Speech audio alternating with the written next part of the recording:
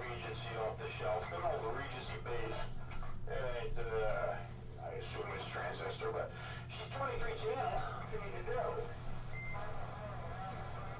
You know what? Maybe I'll bring that fucking other thing up. I think I want to use that tram.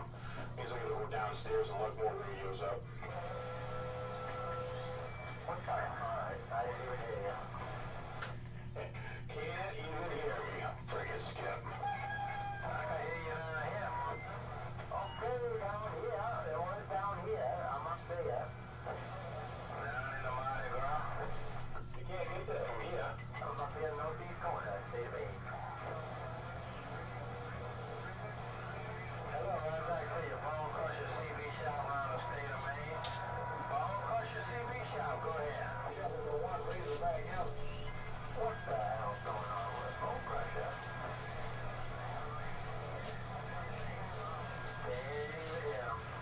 Tell that bone crusher you don't get old. I can't even hear bone crusher. How about you know this? Probably you hear me?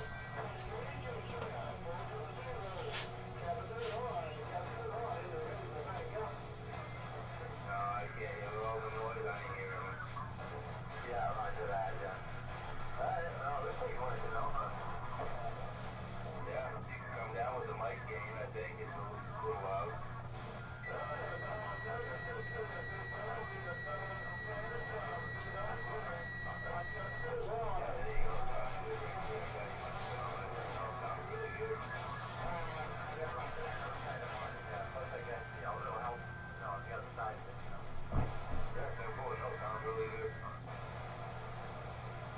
I think he just said you're now going to shoot out.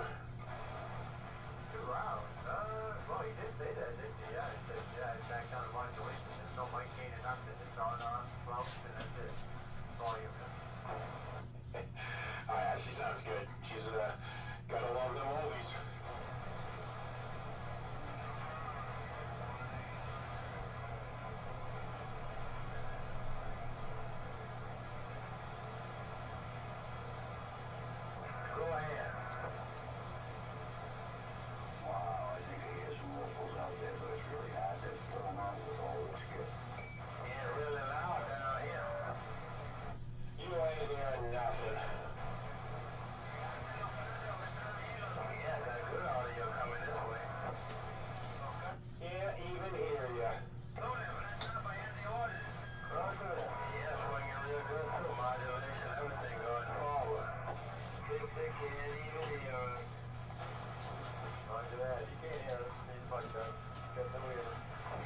That's some,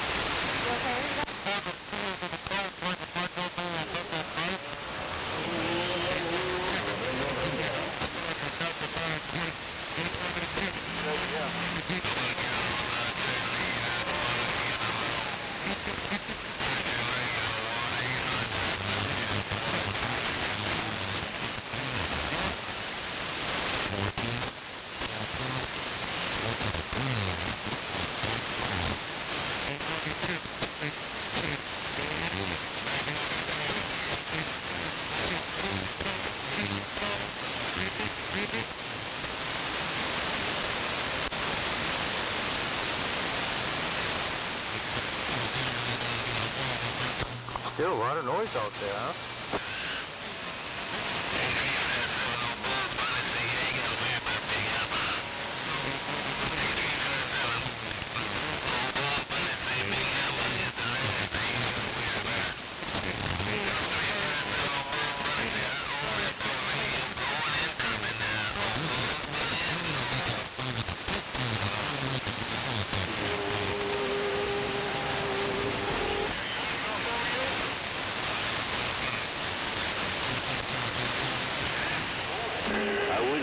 mind he'd be a skip, but yeah.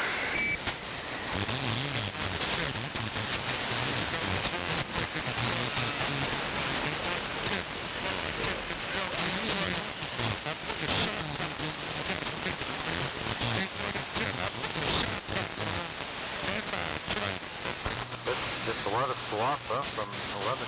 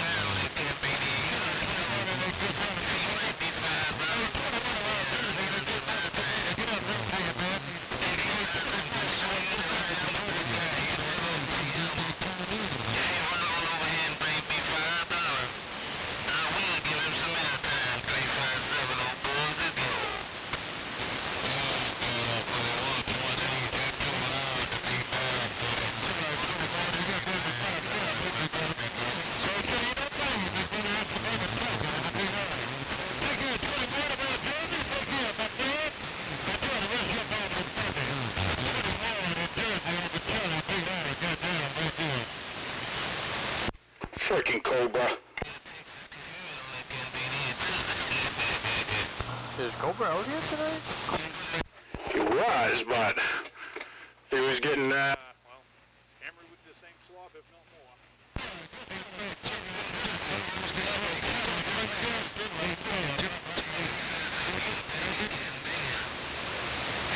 Jesus Christ, not even screwdrivers getting out. Well, it happens. Don't make me turn something else on. Don't make me turn the big box. I don't have a big box out here, but, you know, I'll do something. I'll start yelling louder. I don't know. He must have a shitload of skip. He don't even hear me. That's why I figured usually he hears me. Yeah, he definitely said it was hammering him. Well, I did just walk the little bit bigger amp up the stairs, so I thought actually this one that's sitting here in front of me, I thought it was a 300A, but it doesn't take the external power supply, so I assume it's just another one of these smaller tube bass amps, but it's pretty looking, I guess.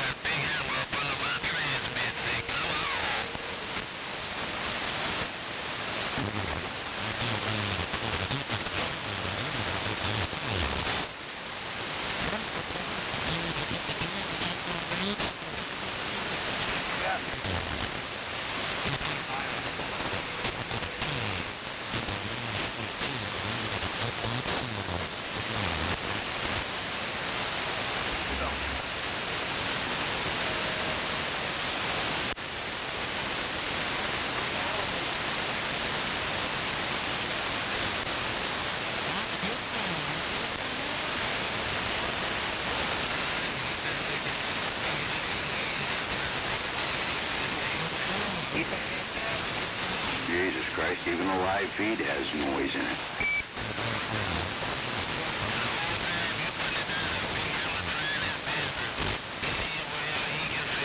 Just to fix it.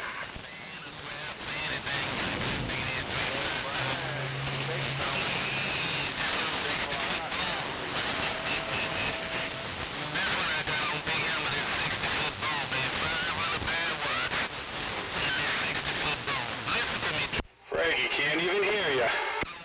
I hate when that happens. I know, right?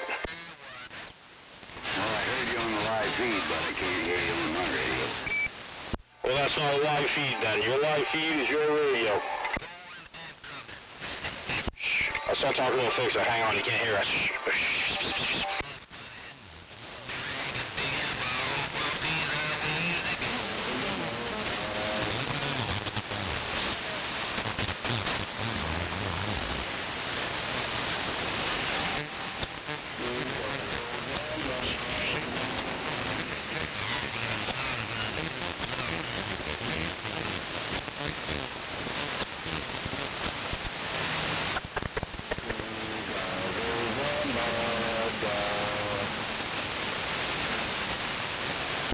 Radio Man, anyone got a copy? Copy, Radio Man? Alright, this is Radio Man. I'm portable in the backyard on the wire antenna, sitting on a bucket. Yeah, giving me 7 dB here in town. All battery power on a jungle antenna, 30 feet up in the tree. Yeah, she's working you. She's working. Hear you, no problem. I'll have to get some pictures to document it in the daylight, but yeah, I got everything in a battery here, and the Lincoln 2, and I'm running a 2-pill. That's awesome. I put my insulated suit on so I wouldn't freeze my ass off. I'm gonna go grab a lawn chair from the shed.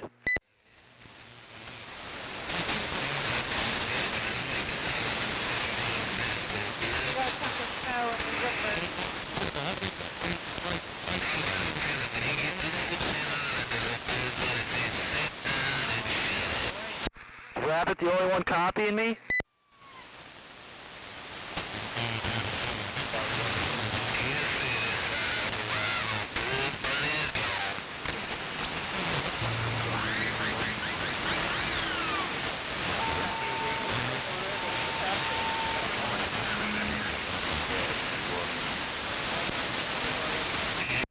I'll take that as a yes at the moment. I'm taking that as a yes.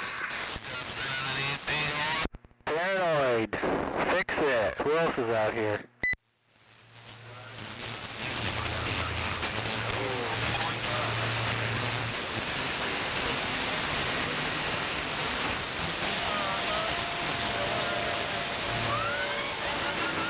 I'll post a picture of this hot mess and see if I can put it on Maine sidebanders. Yeah, I'm interested in seeing what that looks like. It's a mess. I literally threw it together in 2 seconds, but I'll post a picture of it.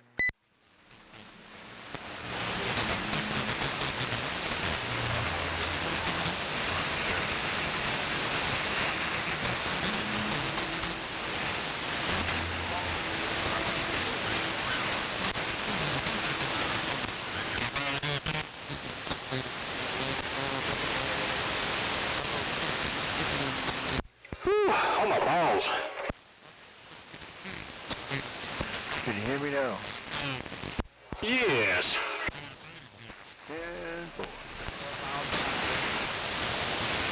Paranoid, do you copy Radio Man? Roger that. Yep, well, now I'm upstairs. Alright, I'm portable right now. I'm battery power in the woods. You're portable. Sounds like a toilet. Oh, sorry. Yeah, it's working. You brought the Lincoln out there and everything, huh? I'm on a Lincoln, a 2-pill, and a jungle antenna off 30 feet up in the tree. Well, I mean, that's gonna work just as good as any other antenna, but yeah, she's working. You just got it slung up there with a piece of rope? Yeah, it's a wire quarter wave. I used one of those Cobra heads, one of those dual posts with a BNC, and made a quarter wave, three radios, and hoisted. And I used a couple green limbs to get the radios out at 45s, and it's hoisted up into a tree. Nice. What size battery are you using? Like a car battery, or just a motorcycle battery, or just a little like lithium-ion thing? So I'm running the radio off a gel cell because the radio is only putting out a watt, and I'm running the 2-pill off a booster pack. Off a booster pack, Vic. I'd run it off the battery. If you got a gel cell, I'd be running it off that. Well, it's a little gel cell, so that's why I went with the 2-battery solution. Oh, okay, so it's like a little gel cell, more like a size of a motorcycle battery or something? Yeah, probably even smaller. Roger.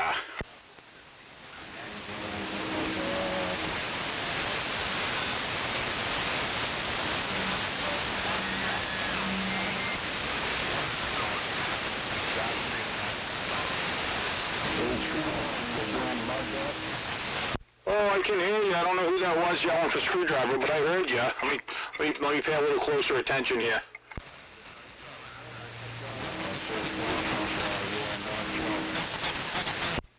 Did you say it was Bone Crusher, or did you say it was Sting, the neighbor? Bone Crusher. Damn, didn't sound like you, but, I mean, I can hear you, so you must be pumping something up.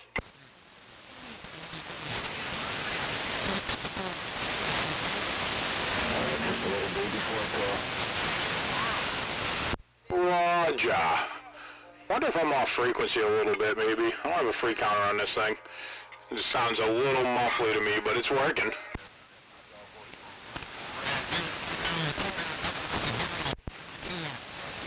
I turn the preamp off on this whole thing and see if that'll help. Can't even hear him. It's actually coming in fairly decent.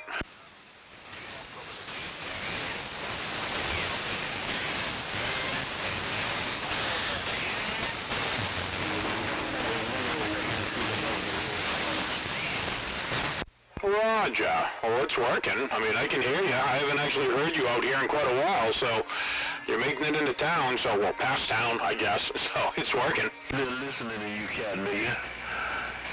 Who is that, cat nigga? Identify yourself. What? Cotton what? Who's picking cotton? Who's out there picking cotton? I don't know if I'm allowed to say that.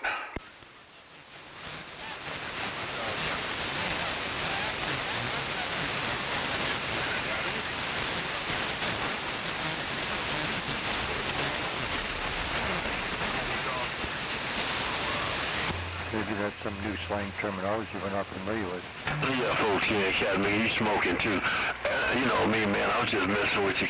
Well, we're smoking either way. Well, wait, not us, but somebody out there smoking. You got 40 DVs in my cat nigga radio room in Dallas, Texas, man. That's why I came back. Can you dig it? Frickin' Dallas, Texas. Radio, now we got it.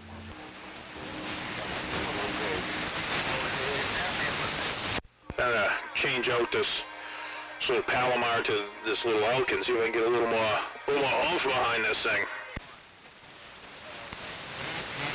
Yeah, 14, cat nigga. So that you will know who I am, Notorious Black Snake. 14.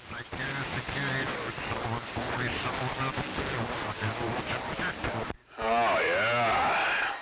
A little bit of sideband in there. We can get it all going on tonight. Yeah, I can hear a lot better now. I can't hear nothing. yeah, man, it's raining in Texas too, man. Shoot, I just sit there and listen to you talk to your buddy. I don't really hear that other cat nigga you talking to, but you got my radio on lockdown, man. But anyway, man, hey, Big Bird, good evening to you, man. God bless you and the family. Your homeboy, Notorious Black Snake, Dallas got down right there. Try one more.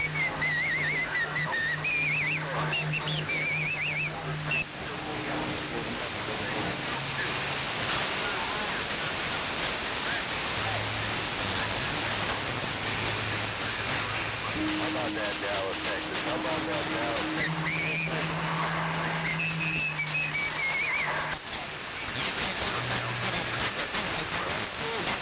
Yeah, 410. Alright, Captain Mick, I'm gonna sit back in these bushes and let you do your thing, Captain Mick. I'm on your show. I'll see you. Click. Sound good? Don't call me a cotton picker. That's right. I might be a bug crack picker, but that's different. I'm not picking no cotton. Around here, they're marijuana pickers. 10-4 on bud picking. Pick my nose sometimes. Does that count? 10-4, you only need to get nose picking, of course, so of course that counts. Alright, I knew I could get in line with the picker somewhere.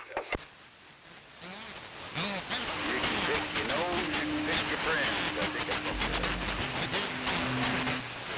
And if you're really smooth, you can pick your friend's nose.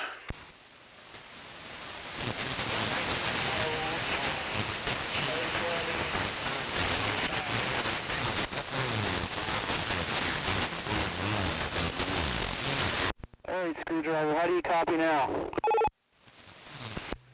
Still sound good. I would assume you're on your Randy Bobandy. Randy Bobandy with the speaker mic. I am running it through the two-pill on the jungle antenna to give me a little outreach. Roger. Sounds good. I don't know if I'm off a little bit on this radio, my clarifier, but I can try tuning it a little. I know a couple people sound a little muffly, but yeah, I mean, it sounds good. Sounds about the same as what you are. Yep, I'm on the speaker mic too, so I figured since I wasn't following the old radio script tonight, I'd keep it interesting and do something a little weird like, you know, operate off a portable antenna and a battery and a two-pill, you know? Roger. She's working. I think only you and Rabbit are hearing me, though. I don't think Fixit or Paranoid are hearing me. No, I'm hearing. Boy, if you give up on it. Skip in there, they can hear you. They can't hear me either, don't worry about it. Who's that said they can hear Radio Man? Hey, what there, what? Well, who said they could hear Radio Man, over? No, that's right, then you... Fix it did, but then I think this DX came in. Shut me down. Yeah, I didn't even try to shoot any skips today. But anyway, it's, got one hanging in there. Oh boy, the weather's looking nice. Yep, 10-4. Yep, 10-4. You know anybody that would want to trade radios? I'm gonna have to hook up this other little tube amp. See if I get a little more oomph. What you want for it? Well, which one? What? Well, Everything's for sale, man. Everything is for sale. $1. I'm taking offers on any and everything. What do you want to get? I want to get anything. I got too much. 27.15. Alright, let's see if I can make a mess. 25.17. I don't know what I was thinking there. Yeah, I'd like to trade for one of them drawing up the boot that I could almost pay for another new antenna.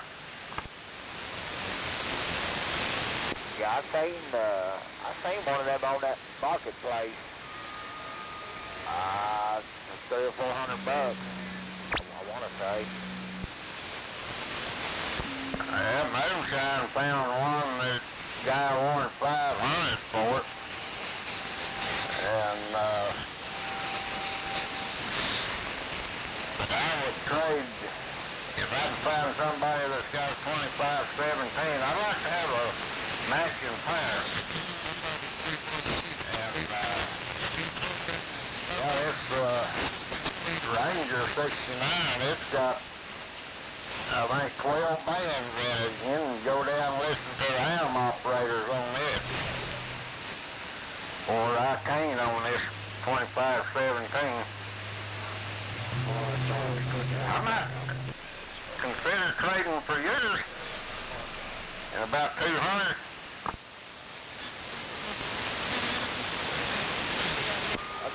I guess I better hang on to mine. It doesn't such a good, and I hate to get rid of it. Yeah, the M4. Yeah, you're the only one that had one around here that I knew of. Thought maybe you might be interested in that other one.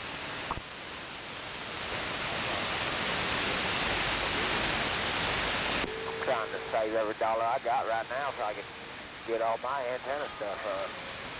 I found me a rotor. Just gotta save up enough money to get it. How much a new rotor cost nowadays? They keep RCA ones $150, you know. It ain't gonna handle much of an antenna. It will handle up to 3 element beam. Yeah, I figure it will. I'm gonna find out. That's what Copper Electronics, they got the RCA antenna in there. I've got one too. But it's on my little TV antenna. But I've got that one. And it ain't very old. It's brand new when I got it. But I was going to use it on my 2-element beam, and then I backed out and decided, nah, I like to go in there and watch that TV once in a while. 260, State of Maine. Anyone got a copy on 260, State of Maine? They're about $40 more than what for, you know, on Amazon. 260, State of Maine. Anyone got a copy? 260, State of Maine, portable. Yeah, I was going to look at the book there, electronics. Not the electronics. There's 100 and something in there. I don't remember how much. Anyone out there got a copy on 260, State of Maine? 260, State of Maine, portable. Yeah, I think they're $109 or $119 or something like that on Amazon. And I almost went to Paris and got one down there, but I could just about get a rotor from Amazon for what we want to do down there, so I'm just gonna wait. 260, State of Maine. 260, State of Maine, calm. In the bar. Strange woman come through the door and she's having a fit. 260, State of Maine, portable radio. 260, State of Maine, portable radio. Anyone copy? Was right behind her. Warning me, went to school real up. Radio master. Well, any other time I could find it right on him, but I ain't seeing it. 260, portable, State of Maine. 260, portable, State of Maine.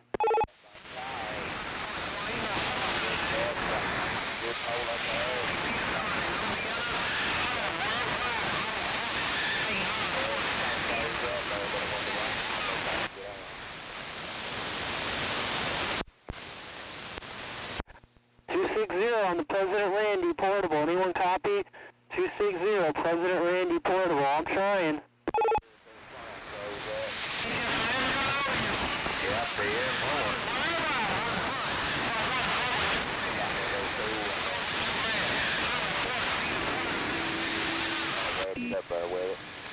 Who's got a copy on 260, State of Maine portable? 260, State of Maine portable. President Randy.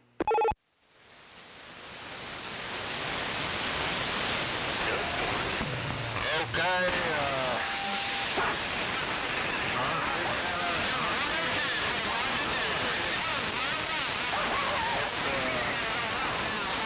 Jesus, someone should tell that guy's dog to shut up when he's on the radio. I gotta throw these glasses on for weed. It's, we work with Mako M13, Mako V Quad, Mako V Quad, and Gizmocky 3 and 4 element antenna. $139.99. Man, this one's good. Proper? Yep, that's the one I got.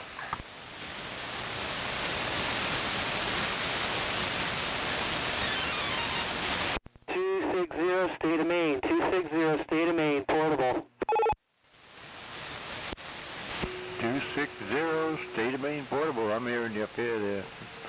I hear you there, radio man. Mr. Paranoid over here in Auburn. Hey, Paranoid. Yeah, I was trying to see if I could pick up a skip contact on my President Randy. Roger, roger. Well, good luck. Maybe you'll make some contact out there in deep. There's two guys having a full conversation out there, which whatever. This isn't really a skip channel, but I don't think I'm getting through it, or they're hearing me and they're ignoring me, because I know I do that sometimes.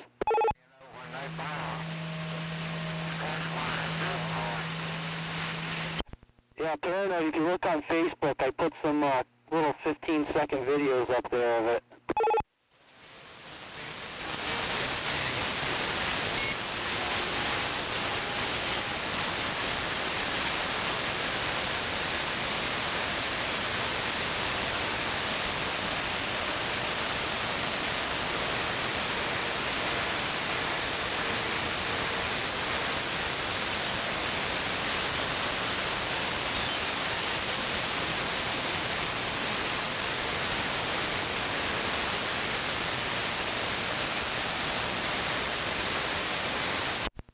Where the hell is everybody? Well, I'm sitting here waiting. You talk to get to where mine up. But we're going to park down there at the Concord or whatever it is. Audio in the mobile radio. Go ahead with the audio in the mobile radio.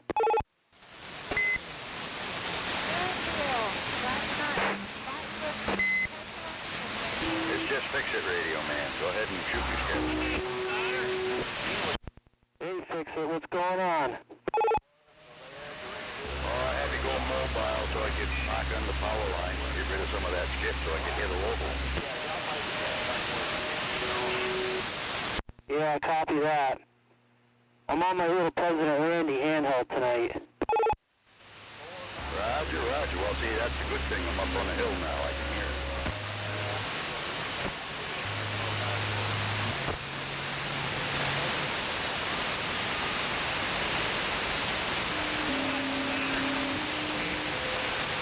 Dang it, I should have brought my old frickin' 25-year-old handheld. Yeah. All right, I'll be back. Well, you've heard my handheld before.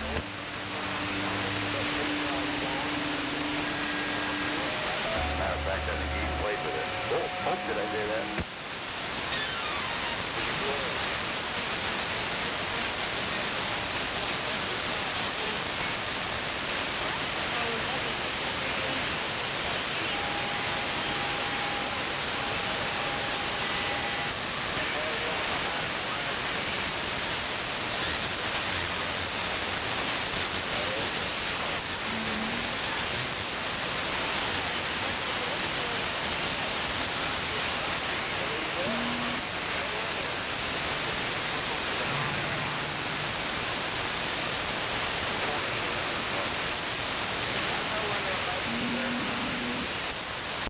Sounds like the skip's starting to die down.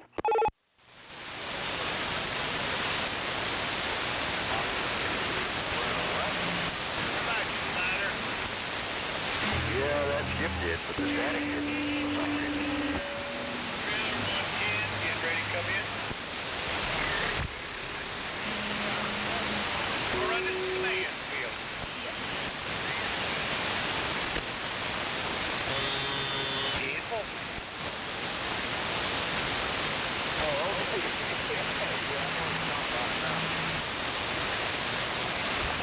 gorgeous night out.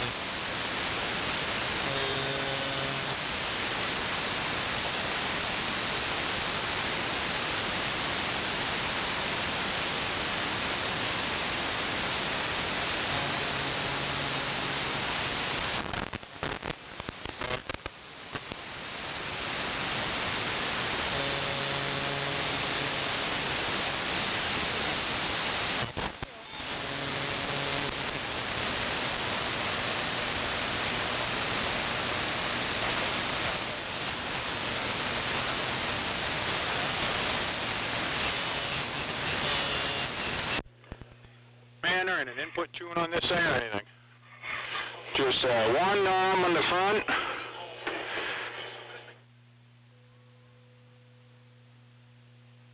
And yeah, that's about all she wrote. Oh well. Clean the knobs on these damn mics. Maybe it'll start working. Oh, what is that? 1000-watt scale audio? Audio? Yeah, I'll have to. There we go. I gotta turn that one up. A 200-watt carrier doing something. Yeah, chopping in and out, in and out. Yeah, this Turner mic is, hang on, I bought another one up that's wired for this, actually.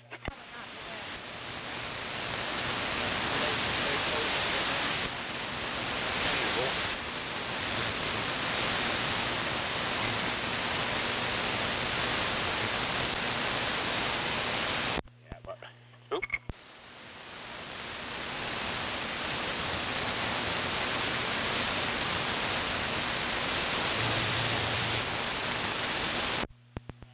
Alright, let's see. That should clean it up. Plus the battery's no good. Well, it sounds good for a second, but then it gets real dry. Maybe a couple little triggers that could clean up the button.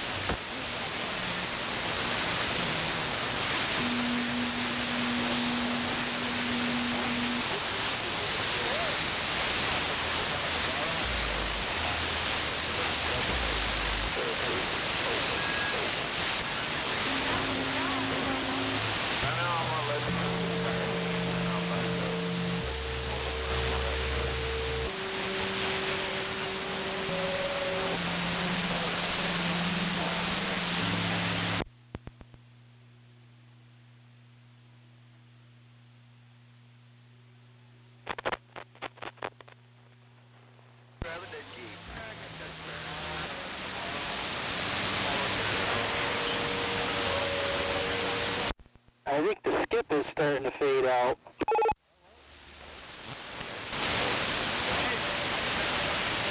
Yeah, just like screwdrivers receive modulation. So Fix, I don't know if you're aware, but I'm outside using my President Randy handheld on 1 watt, feeding it into a 2-pill, all on battery power, using a wire quarter wave antenna strung up into the tree. I just figured I'd try operating portable tonight since it's not too bad out here. Yeah, not too shabby at all. There we go. At least we need to get some consistent audio now.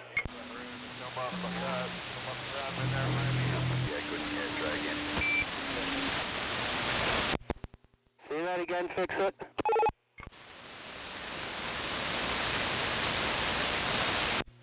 This one's got to do a little more power because it dims my light up here when I key up. I mean, everything's running off an extension cord, so it is a little sketchy.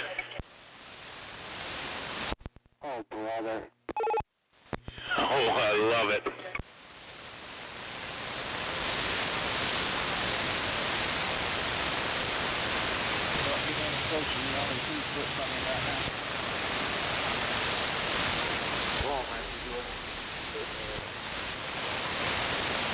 Alrighty then. Now I don't know. I'm just gonna sit here. And be quiet? I doubt that. No, I ain't gonna be quiet, but I think I'm just gonna sit here for a minute. I really wanted to hook up, I don't know, a different president, but I guess this one's working. How's this stock mic sound? Pretty good? Yeah, it's not sounding bad.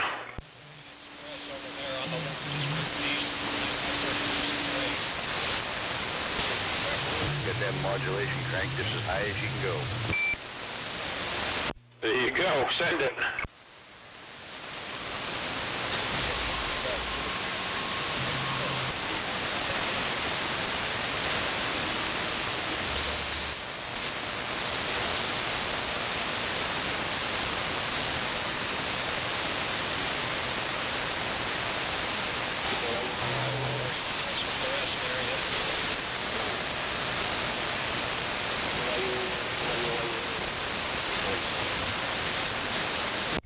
Gonna have to put a 2970 plug on this little power supply so I can plug that back in.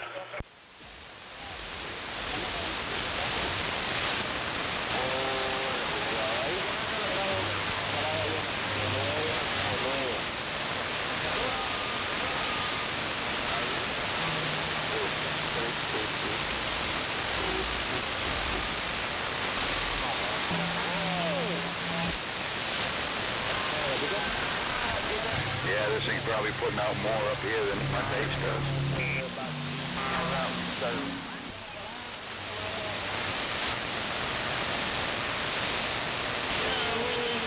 I don't know, but it's working. Oh, that's right, you're on a different radio. You can't tell by the meter. Oh, buddy.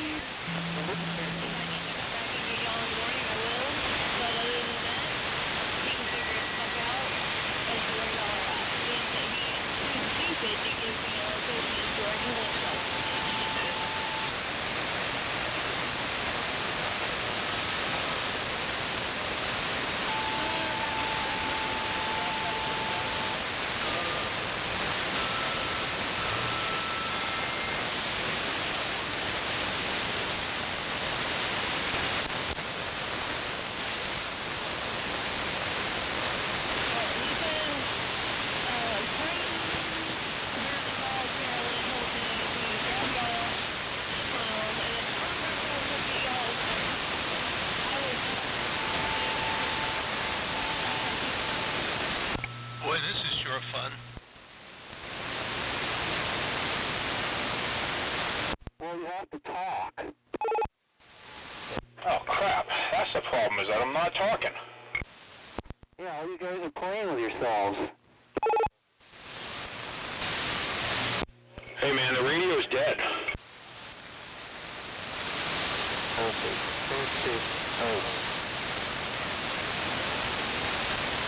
Was that Greg down in Portland? I thought he said he was going to fire up his great big old Johnson.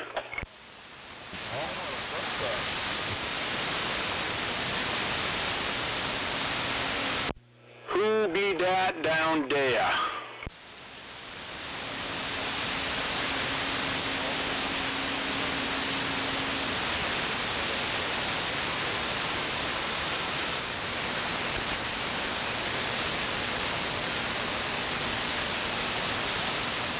Well, unless my receive sucks, the skip's going down. I can still hear you. I don't have a preamp on this this amp. That little Palomar at least had a preamp on it. Oh, I got a preamp on this amp. Nice. And this thing actually works pretty well. It's a 6-tube Elka. It's got 2 small tubes in it, but I don't know if it used to, if they were considered a transmitter back in the day, because the small tubes don't light up. I don't know if there's a unit input tune on it.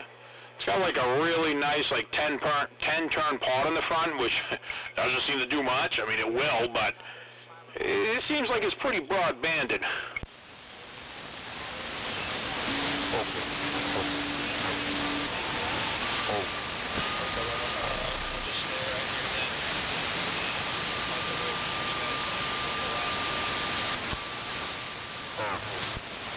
Ooh, yeah, I could fire up the tram sitting on the desk now. I have to find a tram mic and maybe I'll turn that thing on for a little bit. I think I got a long enough jumper here now. Hola, hola. Alrighty, I'll see you in the morning. Get you some... I'll see you in the morning, good buddy. Roger. Okay, this. Yeah, 10 for... This. Okay.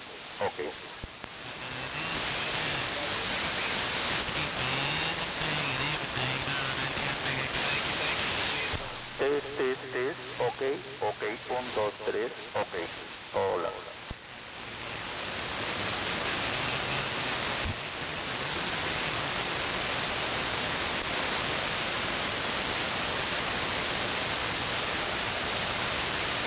You must come from a land down under. 1, 2. Oh! Coming from a man down under? Prueba. Okay. Hola.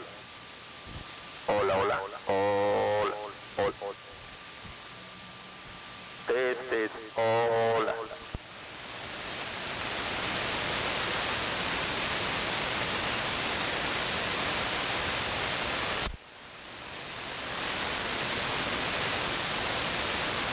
Okay.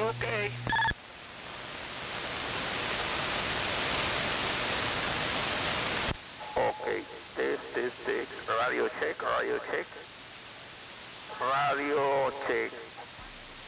Striker Sierra Romeo 4047 plus 40 bills.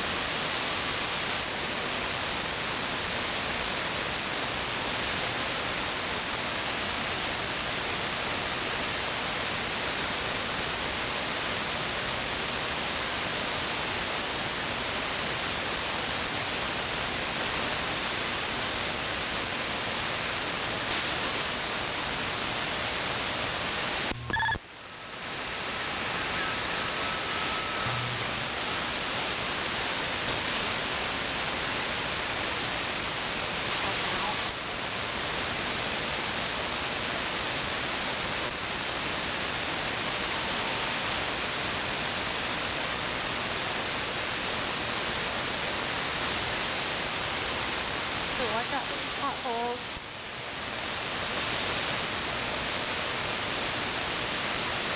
Merry Christmas.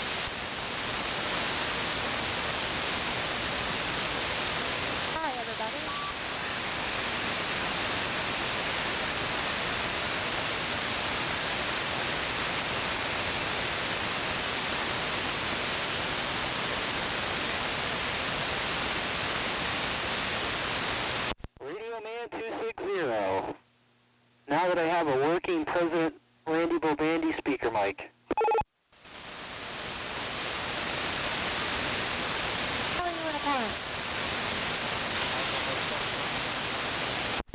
Who's this?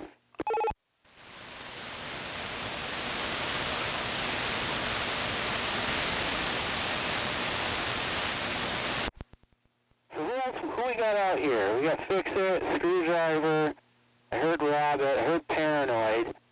I thought I heard Greg down in Portland. Who else is out there that's hearing me?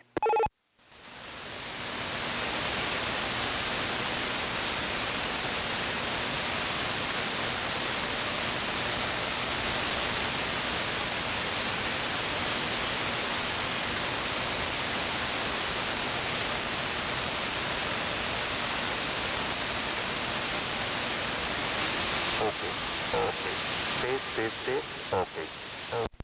I guess I'll listen to myself, see what I sound like on the feed. I think President Pedro's in there.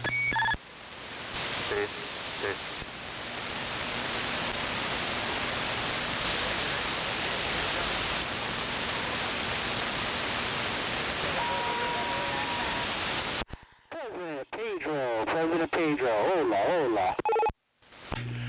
Oh, si, senor. Oh, this definitely ain't keying as much power as the other radio.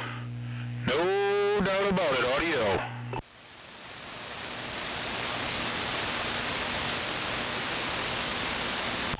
Whew, hearing that little bit of power supply hum going on.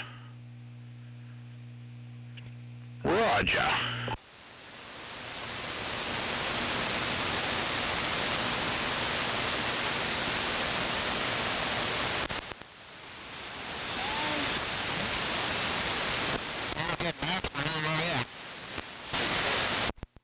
This being a stock hand mic on a handheld doesn't sound too bad. I mean, it probably doesn't sound fabulous, but it doesn't sound too bad.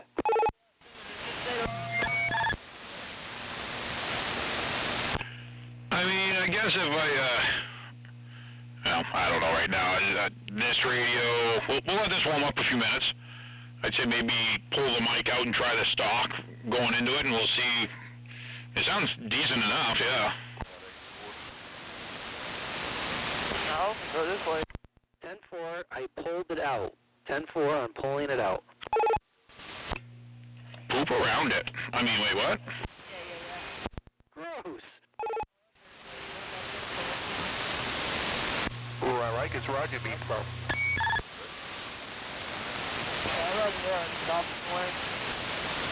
Oh,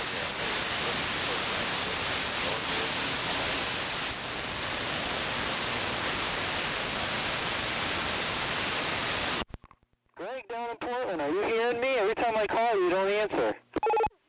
You talking to me? Yeah, I'm talking to you. I'm talking to you, jerky. I like your Roger beat. Oh, this is stock President Roger Beep offering. Right.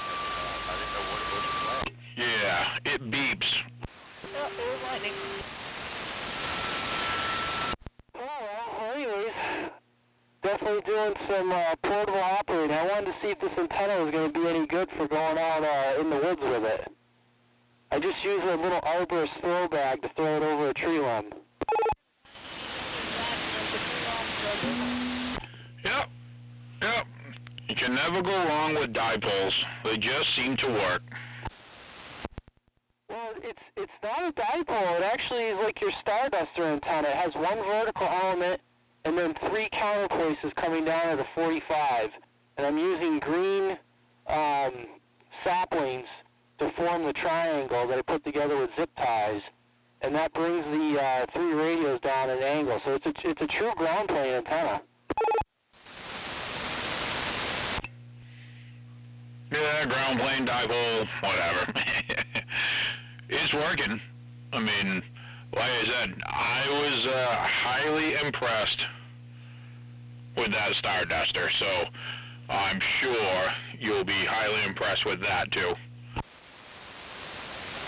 Yeah, I just wanted something simple I could throw in a bag, and then I could just, a couple tire wraps, and I could just chop down a couple green twigs to make the triangle base for it, so it's nice and light. But, and then, you know, I guess the only thing is it probably, this little 2-pill is a little bulky, but doesn't take that much to run it. I wouldn't carry a battery in my backpack, but, you know, if I wanted to run it off a 4-wheeler. Yeah, if you get long-winded, that 2-pill probably wouldn't last too long on it, but, yeah, I mean, it's definitely working. I mean, I'm sure just the radio and the antenna alone would be just fine for most events that you're gonna be out in the woods for. They have events in the woods? He's got events in the woods, that's for sure. Oh, what's going on, Greg? I got I don't have a president, but I got a chairman. I got the chairman now on. Whoa, I want to get one of those. We got a good grip on him up here in Bodenham, that's for sure. Roger. On hearing him in Bodenham, and yeah, Greg hearing him. I just turned off the President Washington, and I turned on the tram just because, well, this was sitting on the bench, and why not? Which tram? The 201A.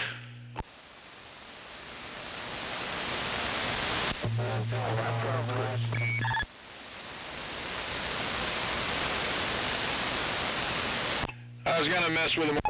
I was gonna mess with this, and oh man, I spent half the evening just, well, yeah, half of it, but I had a bunch of crap in the back of my truck, some old junk radios I needed to bring up here, so now I'm just sitting down, drinking another Mountain Dew. You up the trailer? No, I'm at home. I brought some more shit home from the trailer that I found, some junk stuff, but yeah, I'm home. Whoops, phone call, be back. Uh-oh, busted. Radio man's out in the woods freezing his little ass off, huh? No, he's bundled up.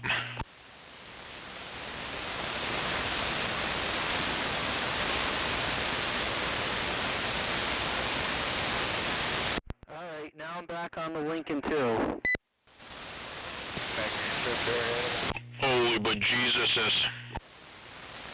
Alright, this radio man, battery power on the Lincoln 2 Plus. Should have better audio now. I was just saying, I got a grip on you up here in Bodenham there, radio man. The Lincoln 2 sounds better. Yeah, I mean, that's the President Randy's a stock handheld. The Lincoln 2 I've golden screwdrivered. So, anyways.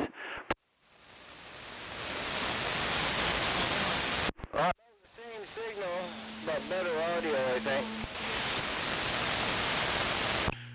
The man says golden screwdrivered. I like it.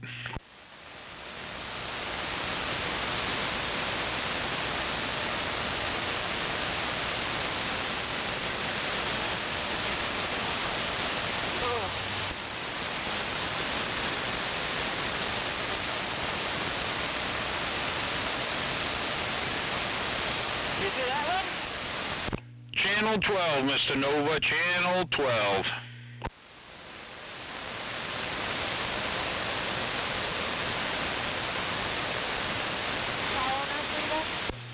Hello?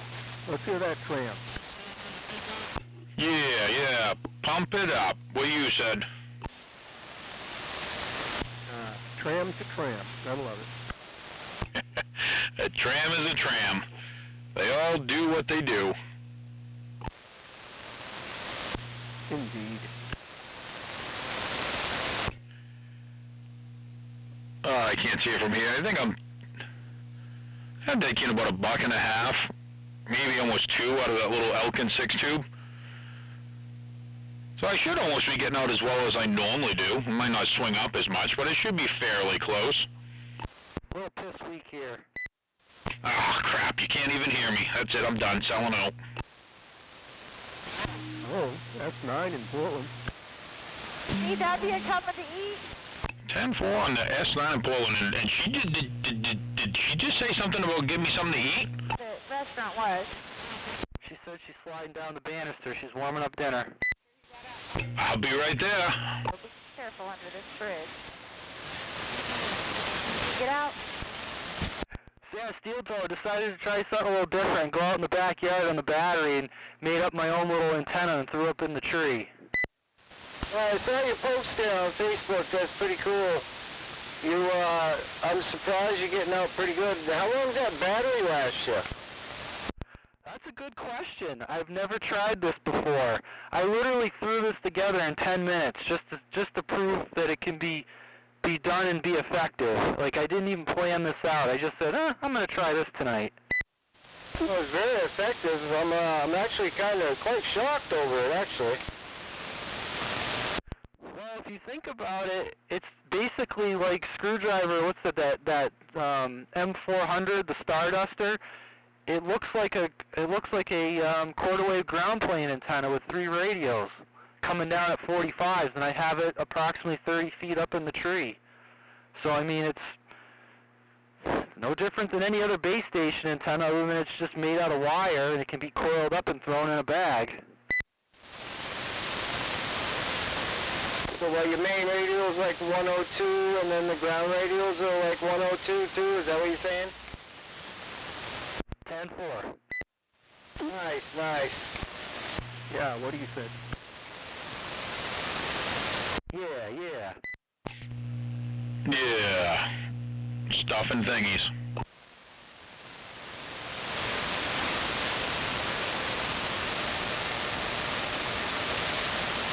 What are you testing out now, screwdriver? Well, I'm working on the old Tram 201 and a little, whatever the hell, this Elkin little sweep tube amp.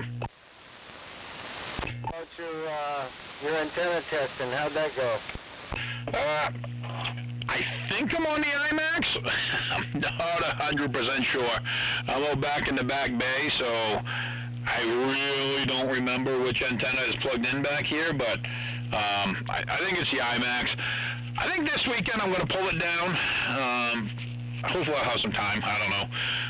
But I don't know if I'm going to put up when that dropped off a ground plane kit. I might try a ground plane kit on it for a week or two. Then I got I got a Vector I got to try up there, and then the Super Scanner, and then probably the PDL2, and then who knows.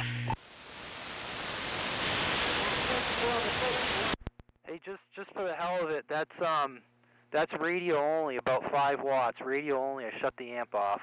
I can hear it at my house, but yeah, my neighbor's got his grow operation going on, so yeah, if it's not over 20 dB, I can't hear it.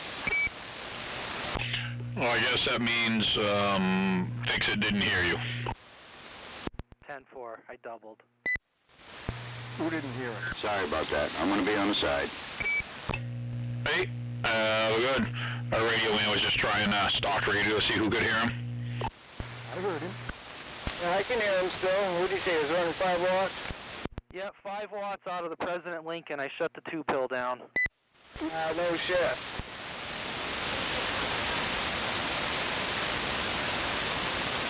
Yeah, I mean, this thing's capable, I think, of like 10 watts, but it doesn't, I don't think it runs awesome at 10, so I run it at 5 and just let it swing.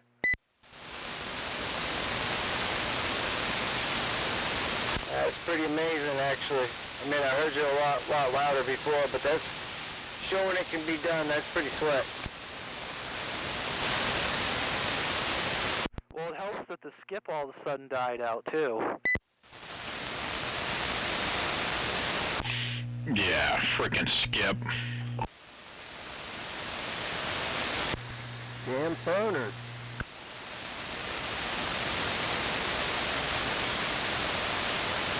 Well, gentlemen, y'all have a good night. I figured I'd swing by. I heard you guys chatting, so I figured I'd give you a wave. Y'all have a good evening. I'm down.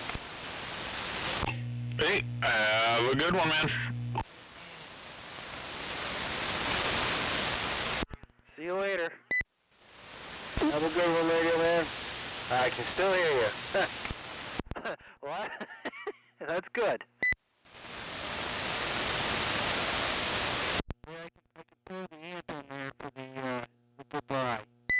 Oh, that did not sound good.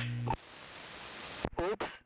You gotta turn down the RF power. That was spanking the amp a little bit. Who was out there saying we was a mud dog? Because it happens.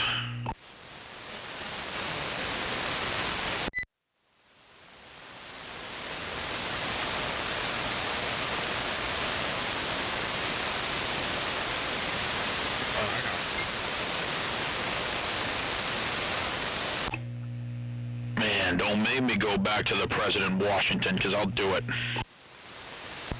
Stay on the trip. Alright, I'll stay on it. You talk me into it. What do you got for a mic?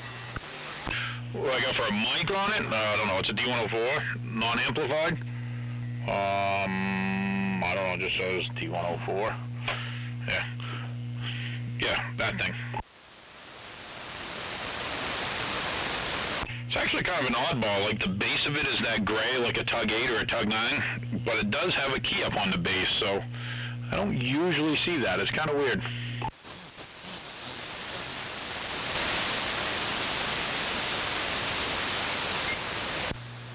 Sounds good. There, I'll turn the mic gain up. Let's see if I can get Hutch loud. All that's Hutch loud or not, but I don't know, it's probably picking up noises. There's a lot of noises back here. Your wife must be getting lonely.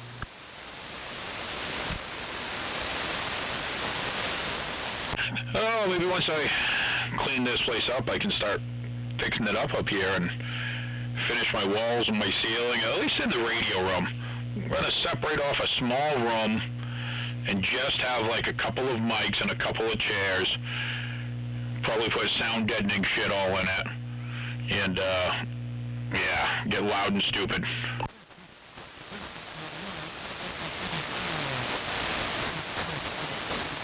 Well, now, here's Whopper.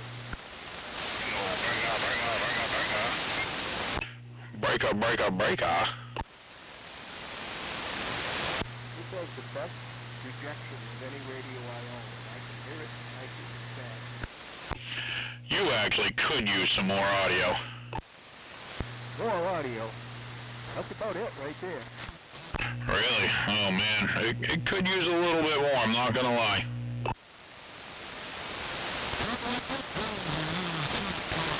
Oh no. Oh no. I mean, it's working. It's not quite what I would what you normally do. Yeah, I noticed. Not swinging the meter as hard as it usually does. What's going on? Yes, sir. And you? Radio man's back inside. Was your nipples getting hard? I figured it was 9 o'clock. It was time to come in. I was warm. I had my one-piece suit on. Man, you were pretty prepared. Huh, was that my dad?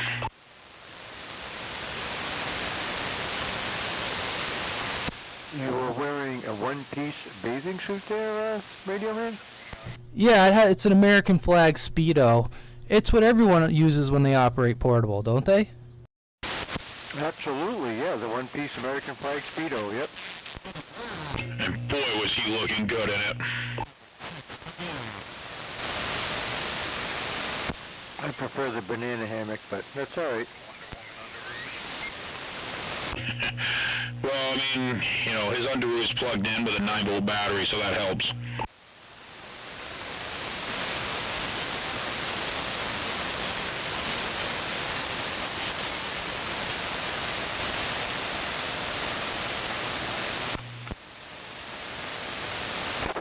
One,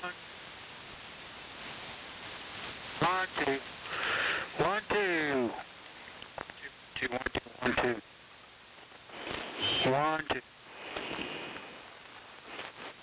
1, 2. 1, 2. Yeah, she's breaking up a little. Yeah, something going on with this microphone. Sorry for bugging your channel. Well, it's all good, but yeah, she sounds a little overdriven or compressed, and definitely started breaking up a little bit.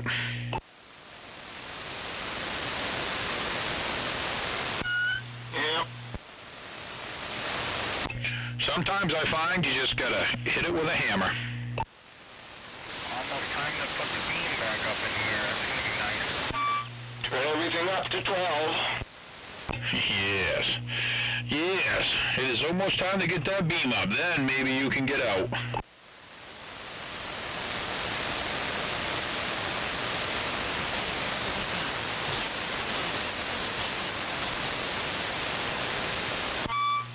I can't even imagine what it's going to be like this summer. Ooh, it's going to be just like this, but it's going to be warmer. Yeah, I think it's going to be worse. I think it's going to be worse. And get E-skip and F-skip and hot weather. Oh yeah, the skip's going to be way worse, but it's still going to be warmer, so it's going to be better.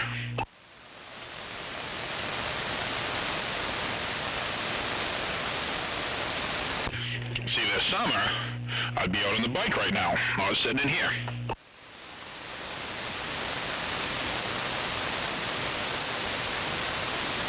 Did you go for a bike ride yesterday? No, I fucking, the roads were nasty, and by the time I got home to Pewin, yeah, no, I was a little aggravated, so, yeah, no, the answer is no, I did not.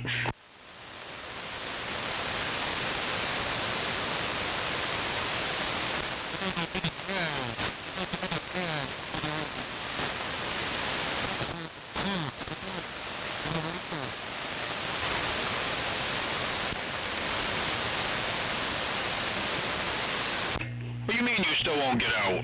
You might get out, one of these times.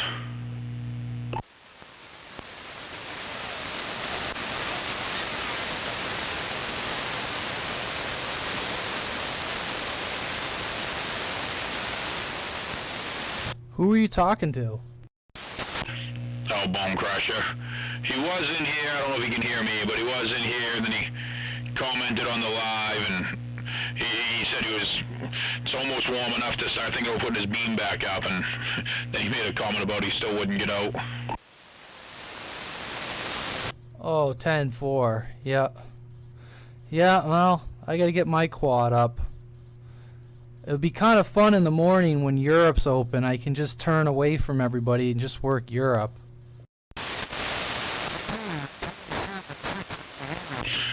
Yep, that is about the only time I never turn mine to the east for anything, but I had a couple weekends ago just because they were in. Yep. No, I wanted to do that little setup. I mean, I'd probably, you know, depending on what I'm doing, I'd probably use the little handheld radio, but something to get out a little bit better. But depending on what I'm doing, you know, I could use a mobile. I do have a bigger gel cell around here, but I just grabbed what I had laying around in the radio room. That was like literally a 5-minute, last-minute thing. I go, oh, I'm gonna go do this. So I just grabbed what I could see.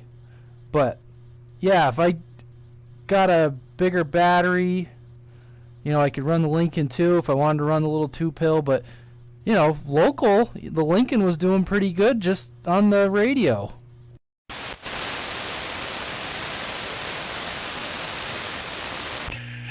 Yeah, see, that's something you do if you wanna set out and talk on the radio. You know, bring it with you, whatever, up a hill, have fun. You know, oh, I got a little flicker here.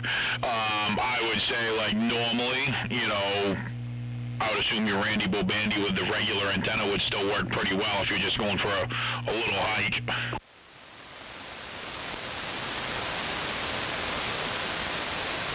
Yeah. Yeah, it would if you were up on a big hill or something, but yeah, I was just trying to whip up something that, you know, that little bit of coax, the wire antenna, like I was trying to whip up something that was small and easy, and, you know, that I was kind of wanted to prove to myself that this could be thrown together very quickly, which it did. It threw together quickly. I was on the air with a pretty effective signal.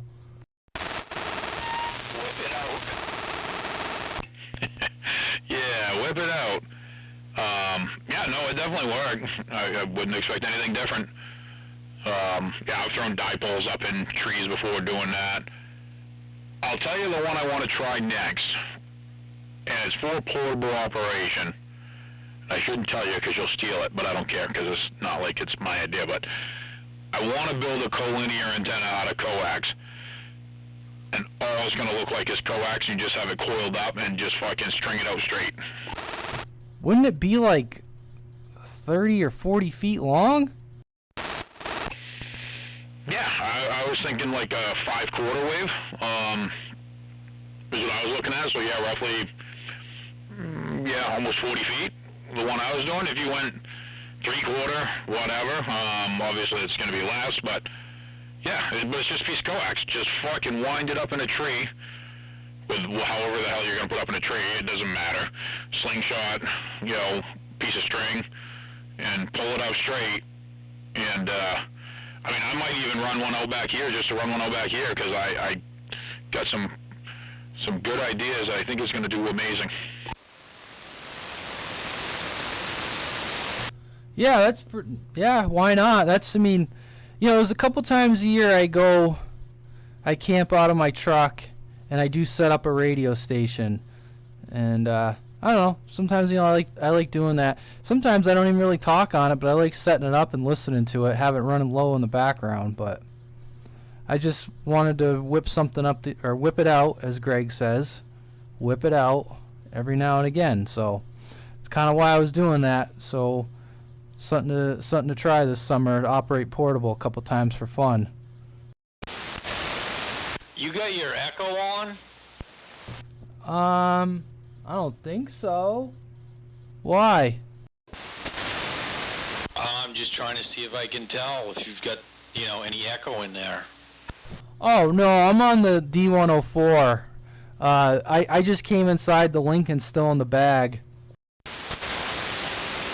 Roger.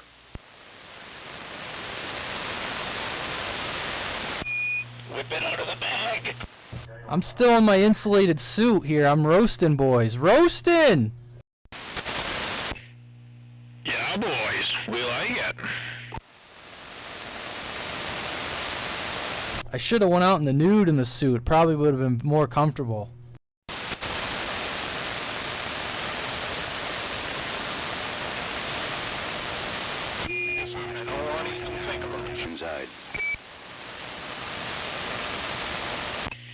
Well, then the skip died down.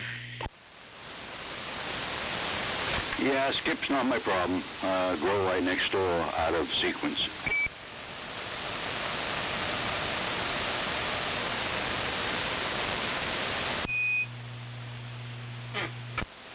What a shit show of a day today, man, I'll tell ya. That good, huh?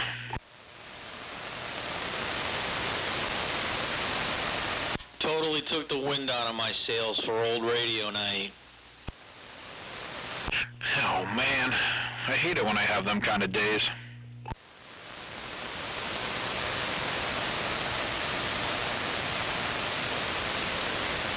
I just figured, well, I'll use the Anytone. It's a day older than it was yesterday. Nobody else was on anything for old radios anyway. The radio man was doing his portable, and yeah. I mean, Cobra, well, he was on his Washington, but I think he got sick of the DX real early. What about Paranoid?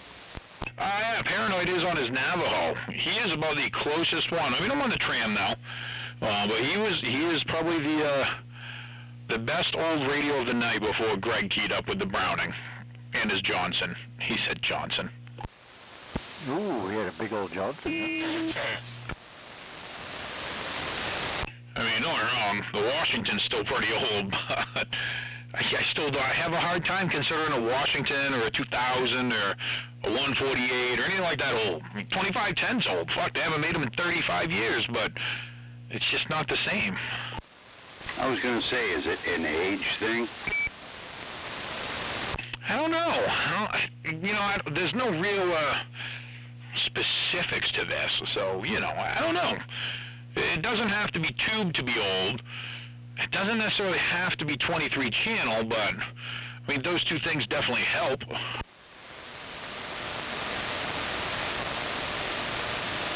Well, this thing's about 25 years old, and yeah, and, since nobody's been in it since I got it. Only one person ever been in it.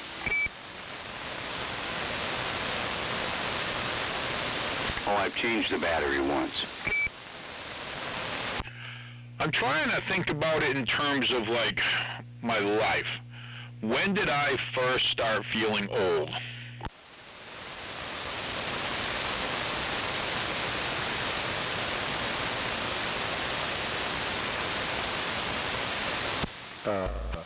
You start feeling old at some point? You don't want to stop feeling old, because that probably just means you're dead, but I'm thinking I made it till I was probably like, 35. Right around 35.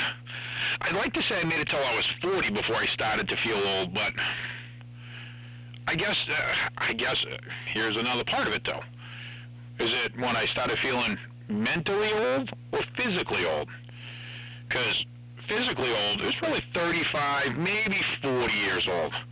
Mentally old, it was only a couple of years ago when I started thinking maybe I'm a pervert. I don't know. Oh, that's a good one, yeah. Well, for me, it was like 29 was kind of the age where I just, you know, kind of changed my life, whatever, you know, looked at it like, wow, you know, I got nowhere. 29, I'm going to be 30, what the hell? So that was kind of that life moment there, but physically probably 40s it really started to change for me, you know. Well, with me, it was age 55. Yeah, see, I mean, you know, so, you know, if I say, well, when did I start smartening up? That's different than when, you know, I said, physically I don't want to give up, but I know my last few years of playing softball, I've definitely lost some steps. And, yeah, you know, I got more aches and creaks and pains than I used to. So, you know, I was probably close to 40 before I really started thinking I was old. But, you know, like I said, and then when you're the 40-year-old hanging out at a bar, shooting the shit and buying 21-year-olds, well, I don't buy anybody drinks, but, you know, shooting the shit and flirting with 21-year-olds at the bar, yeah, it started to make me think I'm a little old and creepy too. So I guess I'm going 40. So, okay, the radio is 40 years old. That would be old. So what's that put us in, early 80s, mid 80s?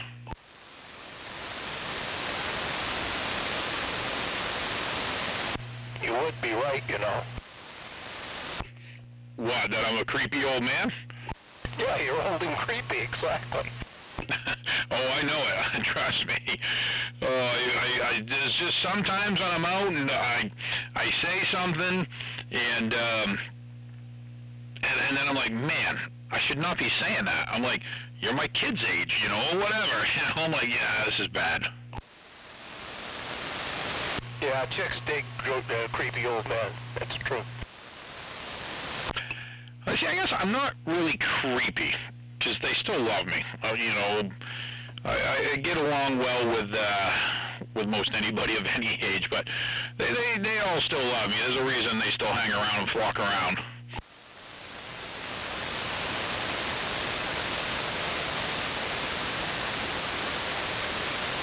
What do you do?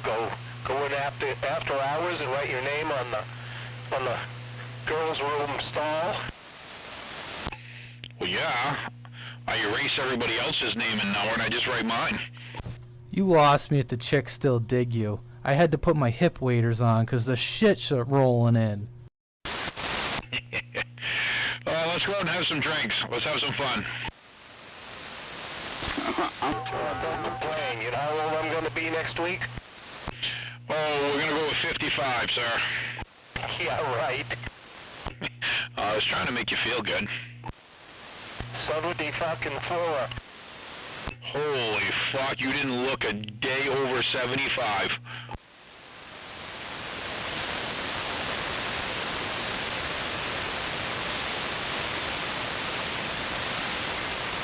Watching the hockey game. When you bend down to tie your shoes and you're making noise, probably crossed the threshold. So I don't know if that's an old thing or it's just more of a I'm a fat thing, because, you know, I get a little winded tying my shoes.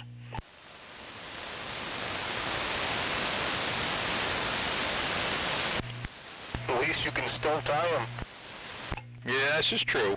I'll tell you, so this I noticed in the last 2 or 3 years. This is actually when I physically started thinking I was getting old. I can tie my left shoe, no problem. I can touch flat-handed to the ground, standing up, to my left. I go to my right, and I cannot tie my right shoe, no problem. I gotta sit down and do it a little odd now. Something in my hip, kind of fucking, I didn't throw it a hip, but pretty close. It like kinks up. I got a pinched sciatic nerve there, but it won't let me go down any further to the right side. It's fucking weird. And that literally, I pulled something playing softball about 3 years ago, and it hasn't been right since. No missionary for you. Exactly. I even went to a chiropractor. I'm not one of these people who believes in them quacks, and it didn't help either, so he was still a fucking quack.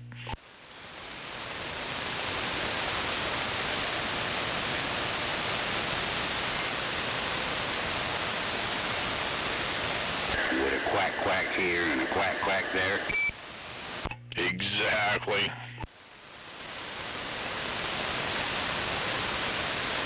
When you have to start slowing down halfway to first base so you don't pop anything, you've probably crossed the threshold. I mean, I stopped sliding into bases probably about close to 10 years ago. I was still mid-30s when I decided I'm going to stop sliding into bases. And it was a year or two after that I decided I'm no longer stealing bases, so yeah.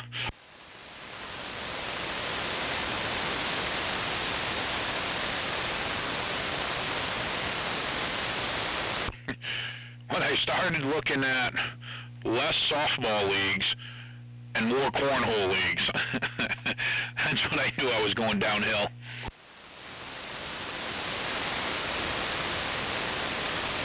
Well, cornhole doesn't even put any after the Accident, so yeah. I stopped working and lost all my muscle, and yep, now I'm an old flat. It happens.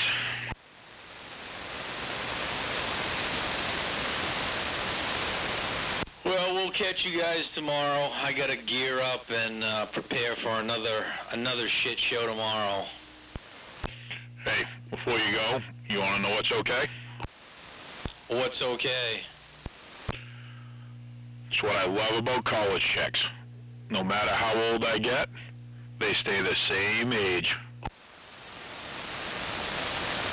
That is a true statement. All right, all right, all right. Hey, have a good one, man. Hopefully we'll catch you on in the morning, and you don't gotta run so quick as soon as you get to work.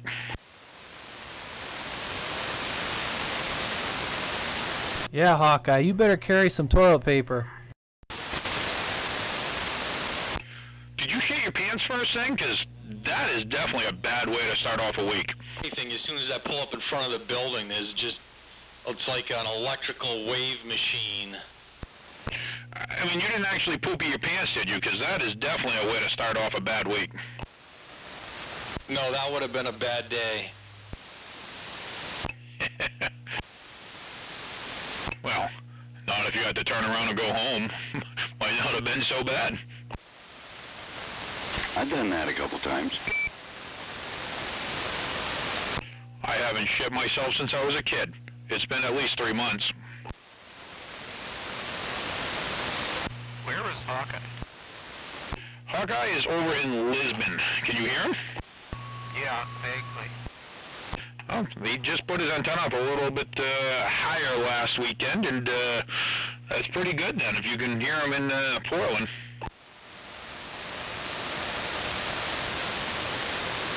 Probably hear him if I was on the routing. What'd you just switch back to? Don't have to call me Johnson. Oh, the great big old Johnson. Well, it's kind of small, but it is Johnson. I just noticed in that box of stuff I brought back, there was a Johnson 123A. Oh, that's a good one. Good little mobile. I'll tell you what's kind of, I got a, there was also a tram, what is it, the 23 channel, the LTD. But there's a switch on the front with extras, and all the extras are for 10 meter, like 28, 385 and above. It's kind of weird.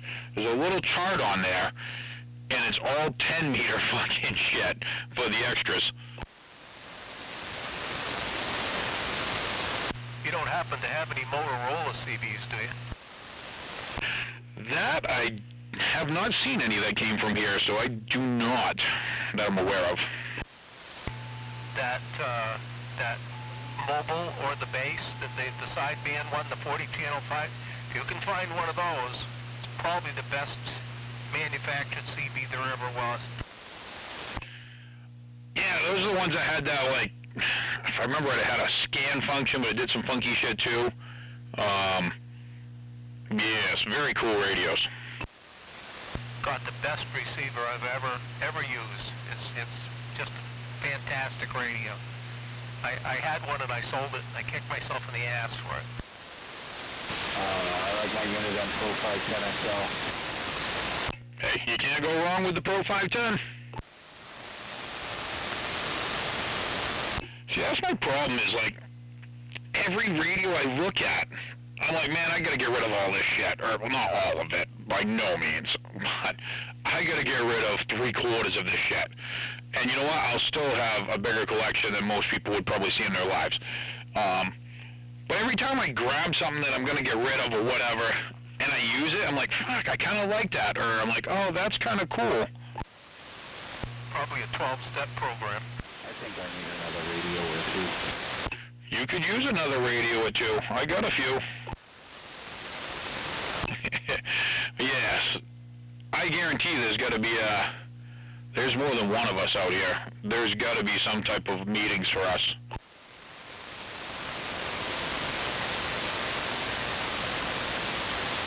Not gonna lie though, I was walking up here earlier with a bunch of this shit. My live feed showed me lugging it out of my truck, and you know, there's some high-end $400, $500, $800 radios, collectors fucking shit, you know, some nice mics and, you know, tube amps and this and that. And I got more excited about the box with a bunch of 23 channel pieces of crap in there. I got some old tram like D40s and a D42 and some Sears Road Talker and some Midlands, and like, I got more excited about those pieces of crap than anything else. Did you get white stains on the box? I did. That tram's a nice looking base station though.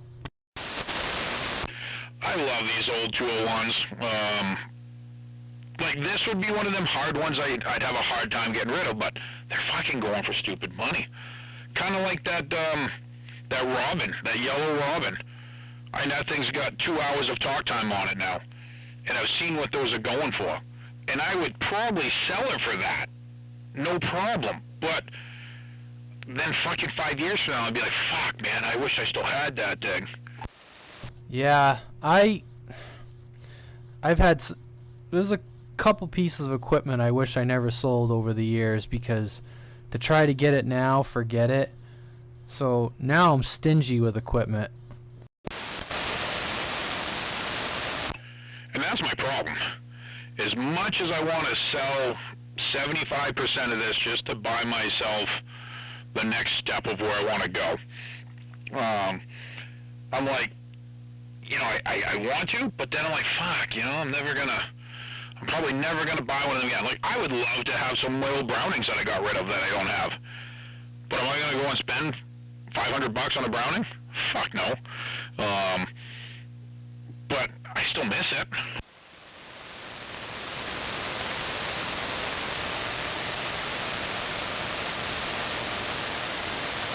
Yep, I know.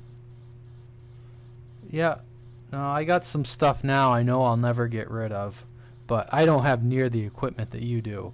But I have a couple pieces of equipment that, you know, maybe much later in life. You know, the ideal thing is to find somebody you know that would really, you know, take care of it after you're gone. I guess well, you know what I mean. Somebody would enjoy it. You know, sometimes like, you know, you hate to see some of the stuff end up in a landfill, but that's probably what happens with 80% of it. Yeah, and I'm also looking at, 5 years from now, probably moving from here. So I kind of need to get rid of some of this crap. But I mean, obviously I've talked to you about it. The direction I'm going with this hobby, I'm still gonna have. I'd almost be fine, or I would be fine, with everything that's out here gone, because I still have a ton of shit inside. Like I said, would I love to keep this thing? Yeah, but yeah, I mean, I could get rid of a ton, and like I said, I know what I'm looking for. My next step is to, minimal, probably have a 500Z or, an 800 box driving into a 3,000 or a 10,000 box. That's, I'm actually thinking dual 3,000 box with a single or maybe even a dual 800 driver. You should do like I did. What, throw it all in the basement and let it get flooded?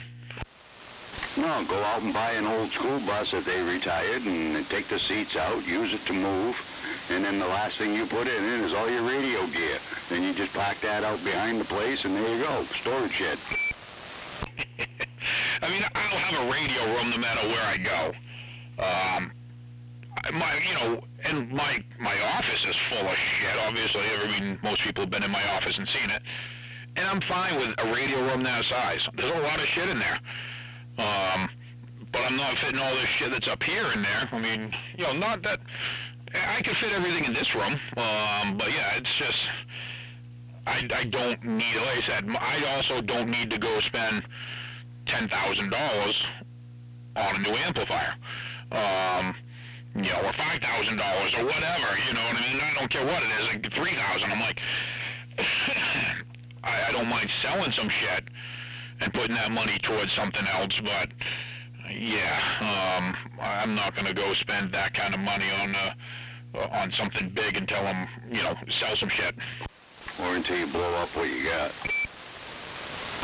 I got plenty of spares. The power level of where I'm at, I got plenty of spares. Like, I would just soon get rid of a lot of my radio equipment, radios themselves, and mics, and collect more amps. Because, yeah, I look at it, I can never have enough amps. I don't care if it's a 1-pill, 2-pill, 16-pill, doesn't matter. Tube stuff, I mean, even these tube amps, I'm looking at 3 of them right here in front of me. I don't even, I don't even know if I really want to get rid of them, because, having spare amps is always good.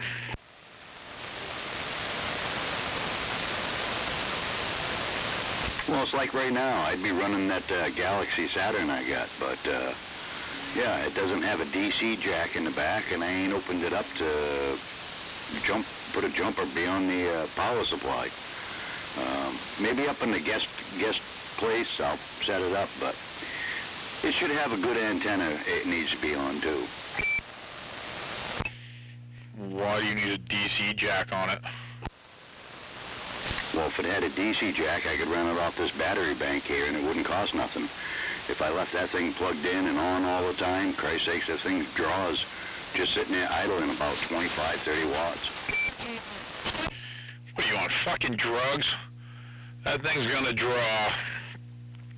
I don't know why I asked that. I know you're on drugs. It's going to be less than a half of an amp. And it's going to cost you, if you leave that thing on 24/7, it will probably cost you about $3 a month to receive on it. 24/7. Max.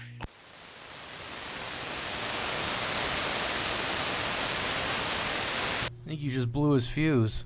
I mean, transmit, yes, obviously transmit will use a little more, but it's still only a fucking 2-watt radio, 5-watt radio. Trust me, plugging it in the wall, not gonna hurt it. No, I'm not gonna hurt you. You ain't gonna notice that difference. Your heater being on for 10 minutes costs more than that thing will run all month long. Well, that's just it. I could run it here off the battery bank, but I'd have to plug it into the inverter, and I already got an electric heater plugged into the inverter. And if I added stuff to it, it'd make the fans come on the inverter, and then I wouldn't be able to hear nothing. Yeah, and then where will we be? Right about where I'm at now with 9 dB of static.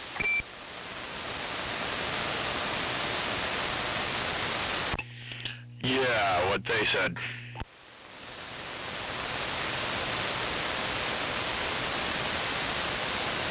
Now, that radio's got a hum in the power supply somewhere, something wrong with it. And I know once I open it up, I won't be able to rest until I figure out why it's got that nasty hum.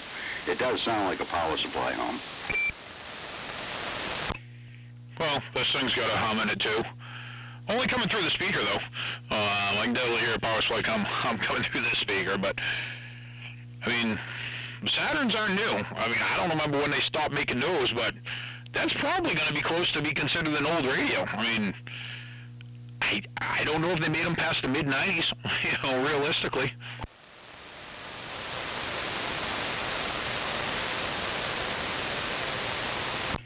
I mean, I love mine. I actually just brought mine upstairs here. I need to get the free counter fixed on it, or I need to pull it apart and fix it, or whatever. But besides that, I mean, the radio, it works great. Best receiving radio and transmitting radio I own. I just don't have the frequency counter working anymore. Slowly faded out.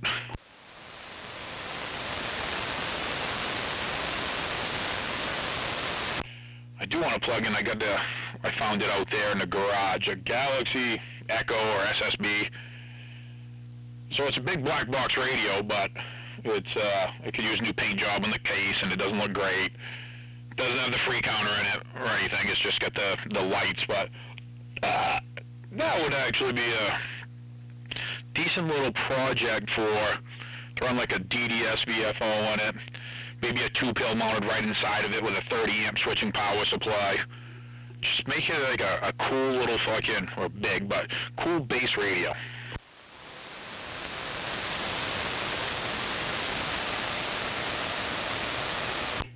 Sounds like a Radio Man project. Oh, I got too many projects. Fucking tell me about it. Let alone the bike projects I got, I hear ya.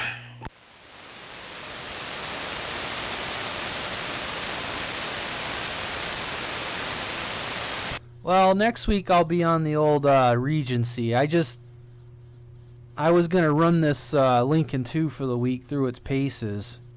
Hey, you don't happen to have a PC cable for one of these, do you? I do not. I thought it was a regular USB cable, but I could be wrong. No, they claim it's one of those like TTL type cables you got to use. You know, it's a USB, but you got to use that little converter board. I don't even know what you can do with them. Truthfully, I don't even know what would be. Oh man, look at that. There's some ends in here. Fuck me. Score. I don't even know what you can do with them, so I've never even tried to hook mine up for anything. I don't know either. I just figured if you could, I'd look at it. But I'm going to put a couple memory channels in it. You know, I can do that from the front panel. But I just want to mess with it a little bit more. Like, I still wonder about the Echo. Like you said, you can't tell it's on, which I guess is good, but I don't know. I think when I was running, I don't know, I got to mess with that more. I want a small amount, but like not noticeable, but I got to mess with that. I'm just going to run it through its paces. I'm going to put it on sideband this week and but yeah, next week I'll run the Regency on old radio night. Staring at a Regency right in front of me. 23 channel bass, but yeah, this thing it doesn't look like it's tube. Yeah, see, somebody needs a Regency 23 channel bass, old radio night. Have at it, got something. Well, I mean, I would say your echo's working perfectly then. If you know you have it on and you know you adjusted it, and people don't notice it, I would say it's doing what you want. Well, what I can't figure out is that the numbers, like, is it the higher the numbers, the more? Because I turned everything up all the way. Does that, have you played around with that? Does it get, like, stupid echo? Because I turned it up all the way, and it just didn't seem, I thought it would get crazy, but maybe it doesn't. Yeah, I've never played with it. You know how I feel about echo, so yeah, I have no idea. I would assume you could have heard it in your talkback, so you probably would know, I guess. Yeah, I don't know. I gotta mess, like I said, this is only like a couple times. I gotta mess around with it more, but I could hear a subtle difference, and that's all I was shooting for, was just to give, like I said, a little depth to my voice. You know, not to be like a diesel dummy echo, but yeah, I'll put a few memory channels in it, and I don't know what else I gotta do to it, but you know, I shortened up the Roger beep a little bit, but definitely a winner of a radio. And I did end up having to turn down from 12 watts to 10 watts because I needed to get the radio down to 1 watt for running it to an amp. Roger. Yep, yeah, I gotta turn mine down a little bit. It only goes down to a 3-watt carrier, and it's a little too much for that 500. I just run the 500 on like medium power instead of high, and it's fine, but yeah, I gotta tweak that down sooner or later. Yeah, I mean, everything you want to do, obviously you can do right through the menus, without hooking it to a computer. Like I said, I don't know what hooking it to the computer does. Yeah, I would just imagine it's all the parameters that you can do from the front panel, but just on, you know what I mean, just on the computer. But all right, yeah, I didn't know if you had one. You know, I'd ask to borrow it, but that's fine. It's not a big deal. It's not like I'm in a yank to do it. It's just, you know, like I'm just being nosy, you know, playing with a new toy. Yeah, I hear you. Yeah, I mean, I think the one for the Strikers work on them. I'm pretty sure they're fucking all made by the same company, the radios anyway, but I don't know what happened to... I don't have one for the Striker that I got, this last one. And the last cables I had, I think I sold with the Strikers when I sold my other one, so yeah, I looked for one so I could do a few things in that Asimod Striker that's sitting on the bench, and I couldn't find one that worked.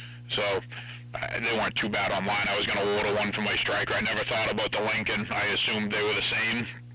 I actually didn't even pay attention to the Lincoln having a jack on the back. I don't know. Oh, it's definitely there, and the software's on their website. Huh. I wonder, yeah. I'd have to, I don't know what the software can even do. A lot of it, even like the Striker, it doesn't do a lot. You can put your name on the screen. You can change Roger beeps on the Striker, which I guess is a cool thing, because you can build your own Roger beeps. You can do the tones and stuff. It's kind of cool. I've done it a few times. You can put your memory channels in and some steps and stuff like that, but you can do all that from the front screen too. The Striker's kind of cool because you can actually change where your bands are and what bands are in what A, B, C, D. But maybe you can do the same thing on the Lincolns. Yeah, I just want to try it on FM, and you know, like I said, I'm getting good reports on it from you guys. You know, I like it. You know, it makes it even better. I got it for a good price. Yeah, like I said, I've been running mine for probably about a year and a half in the Mobile, and I love it. Since I did that mod, I love the thing. It's been a great radio. Like I said, I kind of want to try to swap it out with that little striker and stuff, but it's hard because it just works. You know, it's a great radio, and at the price point, you know, like I said, I know I was telling you this for your buddy and stuff too. You know, I mean, whatever that, $240. It's hard to fucking beat that. You know, that's a lot of radio for that money. No, I agree, and from what I can tell, you know, what cracks me up, and you probably see it in some of those CB Facebook pages, is, you know, you get these people, they bitch on there. Well, why can't they make a goddamn radio like a fucking Cobra? And then, you know, Anytone comes out with a fucking radio, looks just like a Cobra, but with all the features that you'd pay the golden screwdriver to put in it. And they go, fuck that thing, I don't want it. It doesn't have a frequency counter. It's like, you listen to these guys on there, and then they go, well, you know, these radios suck. They don't have any of the features, you know, now they're coming out with DSP in them, and, like, you know, you can unlock the clarifier, you can do all these friggin' things from the front panel of the radio, and people still bitch. Yeah. They're always going to find something to whine about. You know, it's crazy.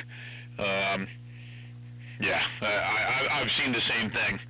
Oh, they should make something like a classic 148. And then they come out with that Aries, and like, oh, there's no free counter. And I'm like, well, what the fuck? You know, it's not a classic 148 if there's no free, you know, if there's a free counter on it. But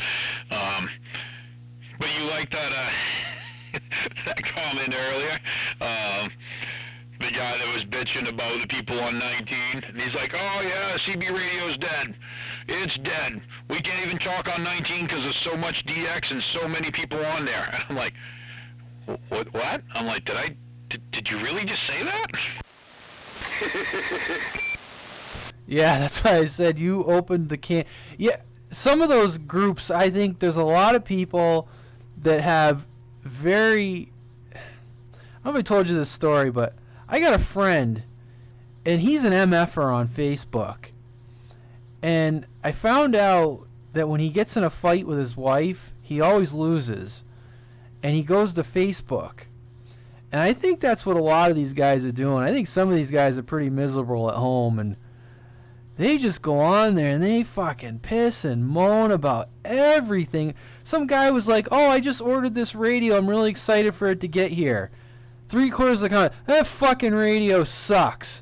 Yeah, the fucking power supply sucks. It's like, I said, I commented, I said, don't let these people that are depressed bother you. You got a nice radio, enjoy it. It's like, some guy's all excited. That fucking radio sucks. I mean, couldn't you say it a little nicer? Yeah, I mean, that's just... You know, why kick a guy? You know, I mean, I get it if he didn't do his research and he's getting whatever, but it's like, if somebody's excited for radio, I said, all these radios I just brought up here, I'm fucking excited for the old pieces of shit to see if they work. I don't even care about the rest. I really don't. You know, I'm like, oh yeah, there's a good fucking, you know, an Emperor in there and a 2970 and, you know, whatever. And I'm like, yeah, you know, those are cool radios, but, you know, I've had 100 of them. Everybody's got one. I'm like, ooh, yeah, look at this old Pace. I'm like, nobody's got one of these fucking things kicking around. These all hit the trash pile 40 years ago. I'm like, yeah, I can't wait to see if it works. I can't believe you're still finding radios up there. That box of them I just found was on the floor. They were on the roof leaked back where those were on that back porch, so these weren't wet or anything, but yeah. But yeah, there was like 9 radios in there. All just older things, but the Lafayette, AM, Sideman, 40 channels, rotary channels, about 40 channels, has switches on the side of it, you know, I mean, there's a bunch of them in there that are good-looking radios. And I don't know if they all work or not, but they're going to be worth playing. And besides the garage, I do know there's still some radios left on the bottom shelves of the garage, but I don't think much of that's going to be good. But there's like in there. There's shelves full of brand new covers for radios. You know, export radios, Galaxies, Cobras, whatever. Black covers, chrome covers, fucking diamond plate covers. I was like, holy fuck, you must have found sales for these things. There's got to be like 40 covers sitting there, all in plastic, all brand new. I just watched a carrier, probably a VFO, come down from the 10-meter band, go all the way down to about 27.5, key up a pretty respectable carrier, too. Nice. When you're looking at 2 megahertz of bandwidth, you know, you just see things happening. I'll tell you, and I thought this was just me here, but I see it on a lot of people with SDRs. And even if I saw somebody the other day with, I don't even know if it was a Flex or it might have been a fucking, yeah, fucking, whatever the fuck them other ones were. But I saw it on theirs. Like, to me, it's just like electrical noise will come in, and I'll see it come all the way across and kind of like leave a streak all the way down the spectrum, and it'll go all the way back. And you'll hear it on the station, like a real quick boop, you know, as it passes you by. And I thought it was only me. And I started seeing I started paying attention to a lot of people's like, oh, yeah, that's just normal noise coming in from somebody's house or something. Oh, this was definitely a VFO. I watched it come down, and you could tell they went past the frequency and made a U-turn, came up, went past it a little bit, came back, forth, back, then stopped, and then boing, big carrier. It was definitely a VFO. Huh. Wouldn't get why somebody would key up and come all the way from there and down, and that's kind of odd. Don't know. I see. When I was at the Ham Fest, I had 3 hams come up to me and say, I heard you on the CB. And I just laughed because I said, I don't hear you. A lot of them spend a lot of time listening over here.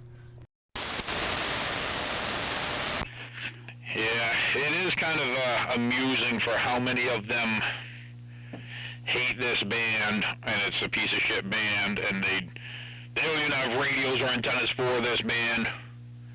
It's amazing how many of them know everything that goes on this band. I guarantee you there's a few of them listening right now. And if you've said something wrong or their name, you say something, you know what, it's going to get brought up on another band before the end of the night. I fucking guarantee it happens all the time. Yeah, but a lot of them are so old they ain't got nothing better to do. I get that. You're retired, you know, whatever the case is, you're hanging out, you're on the radio. It's fucking awesome. Key up down here. Don't just scan and listen and then go bitch about it somewhere else. Key up and talk. Well, I don't think these guys, I don't think they're just normal people. I don't think they're rabble-rousers, but I just find it funny. Like Lugnut, I bumped into Lugnut, and he says, I got blacklisted. And he says, I just laughed at him. I guess the guy said, what were you doing over there? And he says, talking on the radio like I always do. Yeah, I mean, isn't that crazy, though? You know what I mean? Somebody's going to give him shit for talking here. You know, that baffles me. And it doesn't surprise me, not even a little bit. But it's crazy. And they wonder why they have a dying hobby. You know, I actually almost was going to go over there Saturday and go sit down and renew. And there was a few things that happened on, well, I'm not going to get into it, but there's a few things that happened this week with some of them people that I heard that I was like, you know, I still don't want any part to do with it. I'm like, I'm all set. I don't even want to. Yeah, there's nothing wrong with ham. Sometimes there's good eggs and sometimes there's bad eggs. Oh, I mean, we could be at the Model Railroad Club, and you'll have your share of dickheads at the Model Railroad Club. You ever gone to the Model Railroad Club? Oh, I was down there checking out the Patrick Swayze Express. I was looking for cheater parts. Patrick Swayze Express, I love it. No, I say that. My daughter's boyfriend, huge into that stuff. He is there every weekend. That is his hobby. Like, he doesn't look at me as being a geek for talking on the CBs, because he is a huge model railroad person. And you're talking a 21-year-old kid who, has a good job. It's awesome. I love it. Yeah. And I bet there's people in the Model Railroad Club that maybe he battles with over a fucking brand of train, or the guy goes too fucking fast on the track, or it's like the shit that goes on here. Oh, I guarantee it. It's funny. There's this engineer at work. I actually thought about, he knows I'm into radios. He actually seems like he would be a ham, but I kind of meant he would do good out here. But he's definitely a little bit of a know-it-all. He comes down into my office every day for at least an hour and just fucking talks and talks, and then I talk and talk, And I'm thinking to myself, you'd fucking fit in perfect on the radio. Great guy.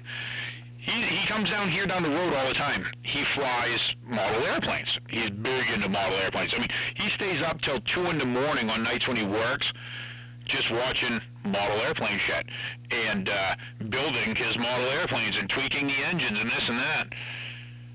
And man, I learned some shit from him last week that I thought was unbelievable. Did you know it's illegal to fly a drone on your own property? You need to register a drone. You can't even legally fly it above your fucking house and take pictures of your house.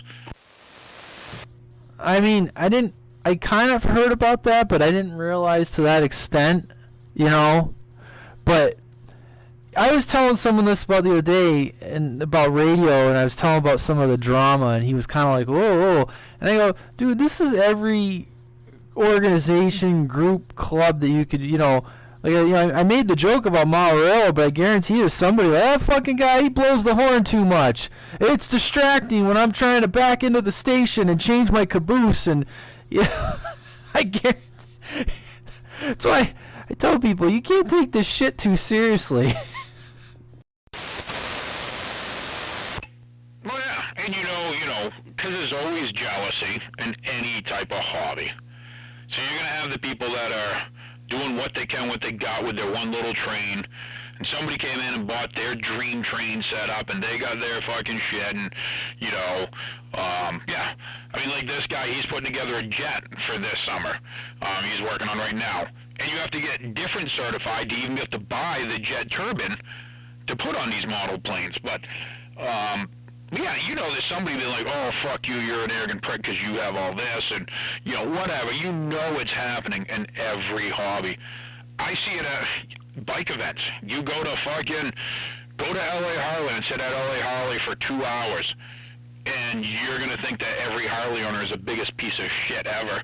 It's fucking ridiculous. You just get too many jealous people, or, oh, what I got is better, oh, your Sportster's junk, or this and that. It's fucking crazy. Every hobby definitely has it. I guarantee it. I don't know as if I could find a hobby that doesn't. Well, the hobby thing is funny. So I have some friends that they don't really have hobbies. Like, they go to work. Like, yeah, they go fishing and camping, and they have a snowmobile, but they don't have hobbies. Like, you know what I'm getting at when I say this. Like, they go to work, they come home, they eat dinner, and they drink. They're not alcoholics, but you know what I mean? They go to bed. When I have someone over the house, like my brother-in-law, he's into motorcycles, big time. I remember he was up here last time, and I kind of offhand mentioned your place, and he was like, well, let's call him up and go over there. Like, he was all jazzed up to go. But when he comes down to my radio room, he doesn't know what all the stuff is. He doesn't quite understand it, but he respects it. Like, oh yeah, like he's got a little motorcycle workshop in his house, and he builds motorcycles, and he goes to shows. He's won trophies and shit. And he, you know, like he comes home from work, he eats dinner, he goes down in the basement, and he tinkers on motorcycles. So he gets it. Like, he gets what I'm doing. Like, I go to work, I come home, and I tinker on radio shit. Yep. Yeah, and it's funny because, yeah, anybody who's into any type of a hobby or collecting, they get it, you know? Like, I get people to come over and they'll look at my back room, they're like, holy fuck, what the hell's wrong with you? Or they'll even say that about how many motorcycles I have and parts or whatever. And these are people I'm like, yeah, you just don't get it. But if, you know, like I said, my daughter's boyfriend, he gets it. He's like, oh yeah, I don't, he actually has a CB in his car. He had one before they even met. Got I think like a Bearcat 880 and a Wilson 1000 on the roof, or a Striker or something, I don't know, but anyway. But like I said, he's into the model trains, and, you know, I guarantee that engineer at work, he gets it. Now, there's a couple mechanics I worked like, what the fuck, you know, what's that antenna for on top of there? You know, and I tell them, like, they don't get it. But, yeah, like, I'm not into model trains, but I get it. I'm like, yeah, fucking put them all around your house. I'm not into collecting baseball cards or rare coins. I got a buddy who's into collecting rare coins, and he used to come over and, you know, every once in a while I'd empty out my 5-gallon thing of change, and he'd just start going through it, and he's like, holy crap, you know how much this quarter is worth, man? I'm like, yeah, 25 cents. And he's right into that shit. And like, take it, it's yours. He goes, well, I'll give you the $18 for it. I'm like, I don't even want you 25 cents for it. I'm like, dude, it's going to go on a fucking change machine. If you don't take it, I don't care. But, you know, I get it. Like, they get excited over it. I get excited over it. Like I said, I got excited over a box of junk radios, because it's fucking awesome, you know? I'm like, so any hobby that people are into, I don't care what it is, except for collecting feet pics. That's still a little weird to me. Well, that quarter had a lot of silver in it. That's why he got dizzy over it. Feet pics? You like that, huh? Yeah, oh, he'll be like, oh, well, this penny was double stamped in this year, and it's worth this, and, you know, he's right into it. He just remembers all this shit, and I'm like, good for you. I'm like, I am not going to sit there and go through my change pile looking for anything. You know, I'm not into necessarily antiques and collecting that kind of shit and knickknacks or whatever, you know. I mean, people have their own thing, and it's great, you know. And like I said, people who really get into collecting, they're like, if they're just doing it just to do it, yeah. But, you know, you see somebody that's like a teapot collector. They go buy these teapots everywhere.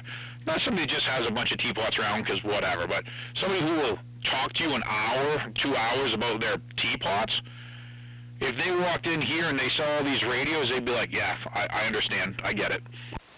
My antique fetish is old tools. I love them old-fashioned tools, especially if they're in working order.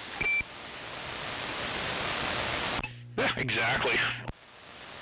Well, it's funny because, you know, these guys I'm talking, they've known me since I've been in high school, and they to this day they still don't understand it. But when I look at them, you know, we're all these guys, we're all in our 40s now, and like I said, they've known me since I was like high school age. They don't fucking get it to this day. But I look at them and I go, you guys don't have anything. Like, you know, you don't have like a passion. Like maybe watching football on TV.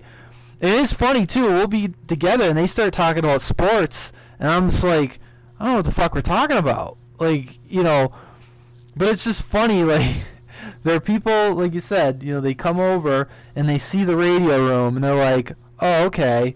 And other people are like, well, why do you have all this stuff? Like, who do you talk to? I don't understand. Why are you building it? Why don't you just buy it?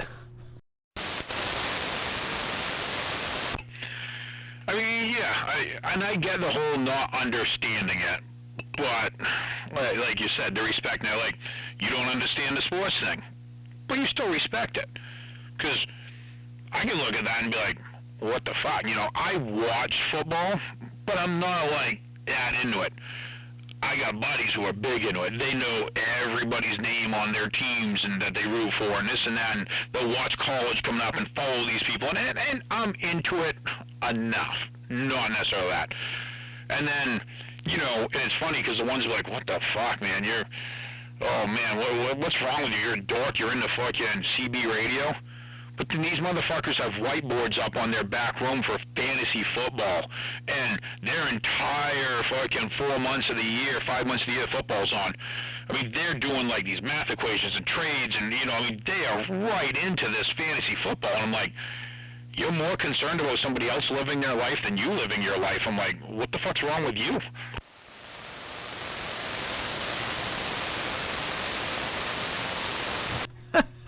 Yep.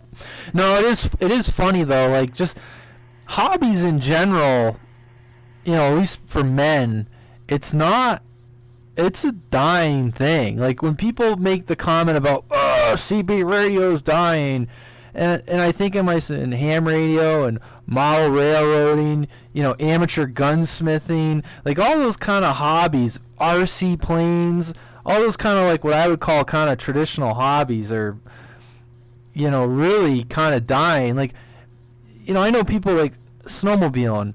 I don't know if I really consider that a hobby. I like to do it, and I wrench on the thing, but basically I'm like, oh fuck, the season's coming up. I got to get my machine ready. I don't really consider it a hobby to me. Like, it's a thing I do for fun, but you know, I don't know. It's just I when people say that, I just go, yeah, hobbies in general are just, people aren't into them like they used to be. Well, if I go 5 miles out into the woods or something, I want to know a little something about the machine I'm riding.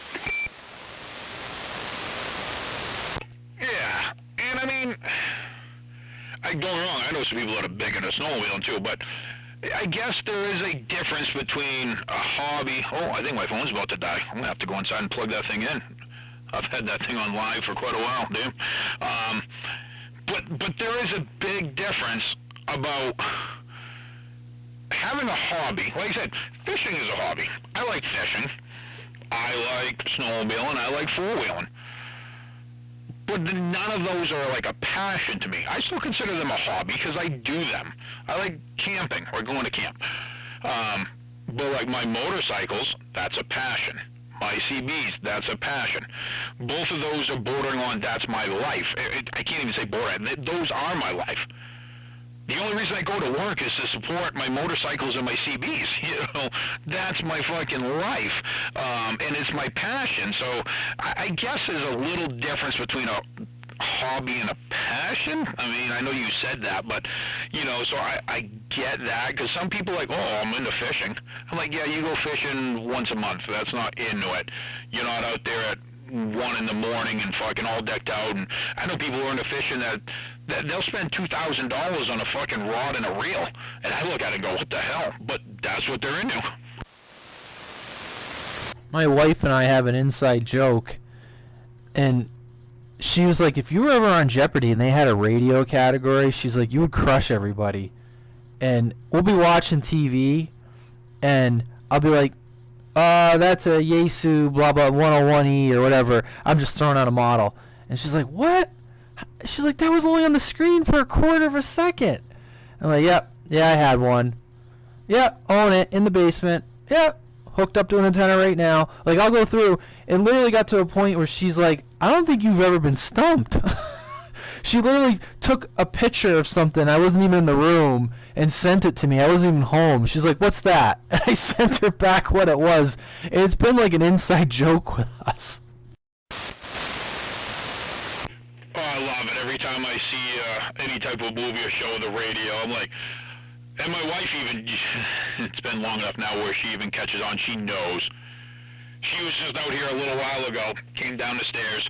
She's had a wicked bad vertigo stretch, so she didn't want to come up here, but the dog was whining because she heard me, because I'm not real soundproof in this room. I'm going to have to resolve that. I feel as though this room is actually quieter than my office, so anyway. But, I mean, even she knows. She's like, oh. She looks up, she can see them all. She goes, let me guess, all those D104s are up there. First she gave me shit. She's like, you hung up a shelf to put all those D104s on? I'm like, well, I had the shelf up here. I had to get it off the floor anyway. And she's like, let me guess, all those D104s and those other mics are yours. I'm like, yup. And she's like, it's fucking sad that I know what these things are now.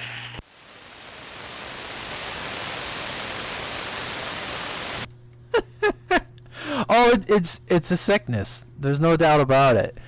But the whole, like, the radios on TV, like, it's literally to a point, like I said, my wife was, like, one day she was floored. She's like, you probably know what I'm talking about. Like, on a movie or a TV show, there might be a shot of a radio, and it's rare that you see it for more than a second. And she's like, you saw that for less than a second, and you know exactly what it was. And she goes, and 50% of the time, you've either owned the radio or currently own it.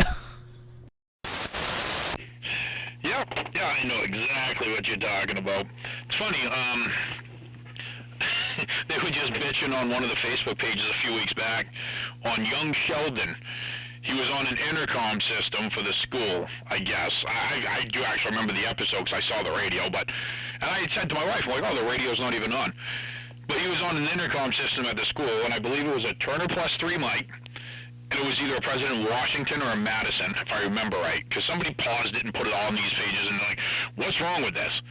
Power cord's not plugged in, there's no antenna wire, and the mic's not even plugged into the front of the radio. It's just the cords like run underneath it, and so they were picking it apart, and it wasn't turned on.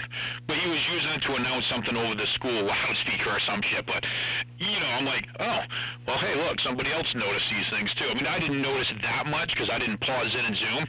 I do remember seeing it on an episode like, the radio's not even turned on.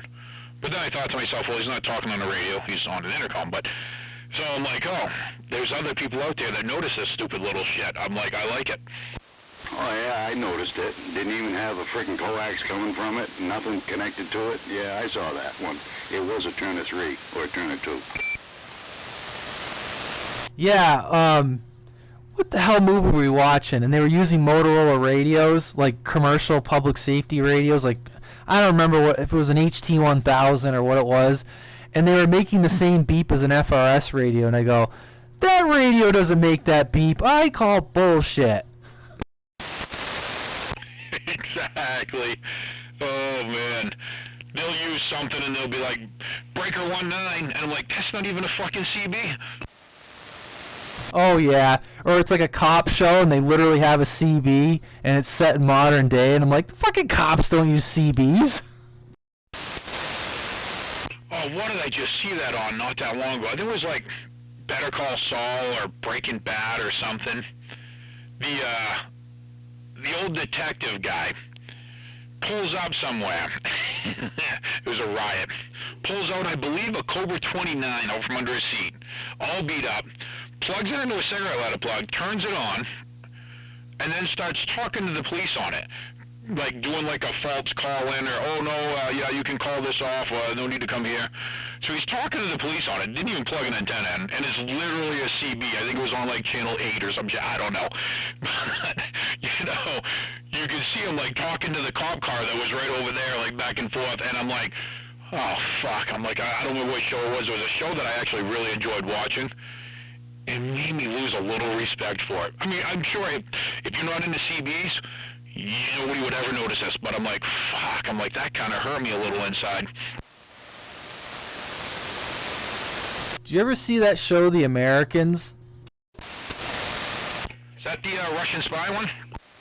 Yes. Yeah, I only went like one season or some shit, maybe two, but I enjoyed it. But yes, I know what you're going to say with the radios.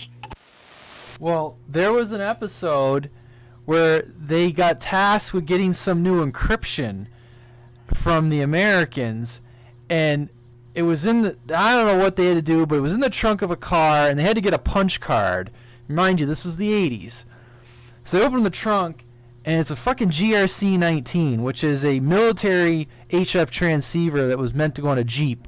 So it was a transmitter, a T195, and a R392 mounted in the trunk of this like FBI car, and she reaches in and pulls out a punch card, which was the air vent for the transmitter. I was like, what the hell?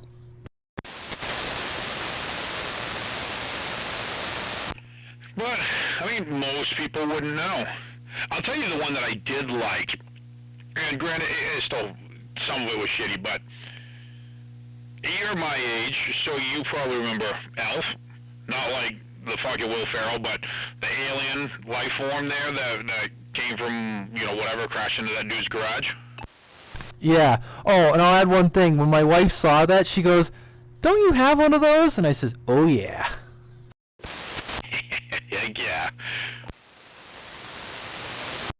On that show Elf, it's funny because he was using a ham radio to try to talk to his country, but radio wasn't on a couple of times. He tried keying up, but the operator, the guy, actually, because the first season it was something else, because he was in the garage all the time, and that was his radio room. But he ended up having a Kenwood TS 940 there that he talked on once or twice, the guy, while it was in an episode. And even my wife was like, "Hey, that looks like that Kenwood you have." I'm like, "Hey, yeah, I got one of those, and I use it."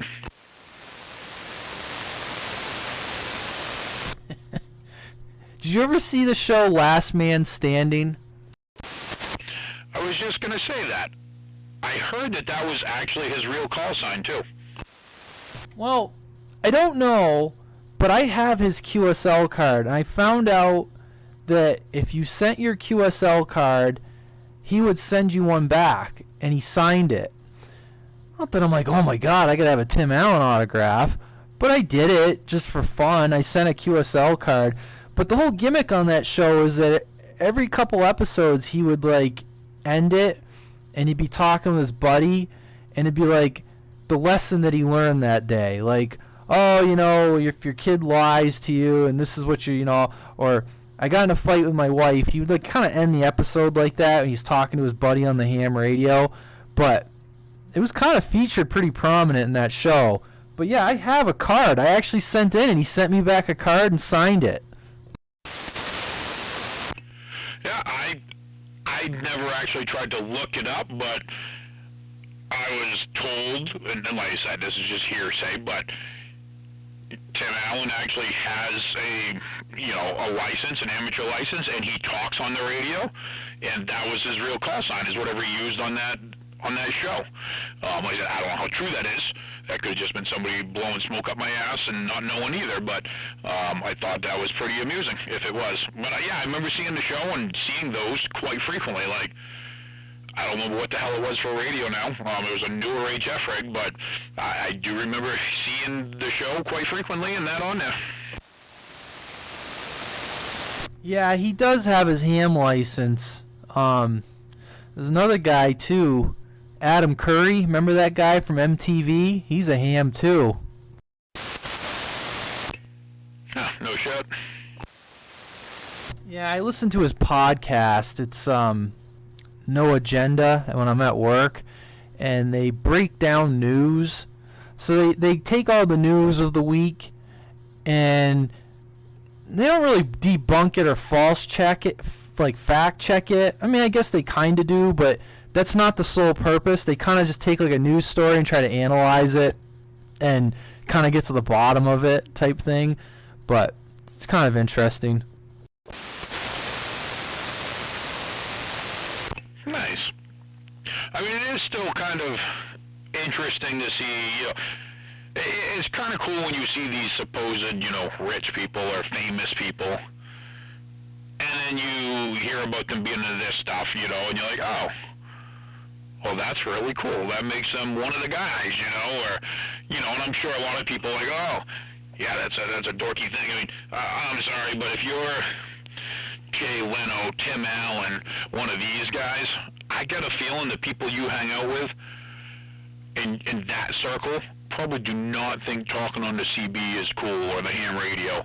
You think Prime Minister's rapping buddies from when he grew up in Long Beach, from the ghetto, you think fucking his buddies from back in the day think that him talking on the CB is cool? I mean, come on.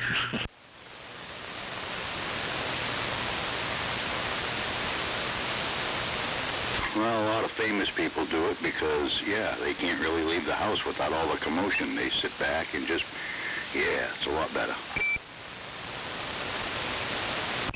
respect the shit out of it. I mean, even a lot of these, I mean, you go to a lot of shootouts, and I'm not going to lie, there is a lot of ethnic people there that grew up in the hood, and they're big into this hobby, and they're big into huge amps and shit like that, and it's awesome.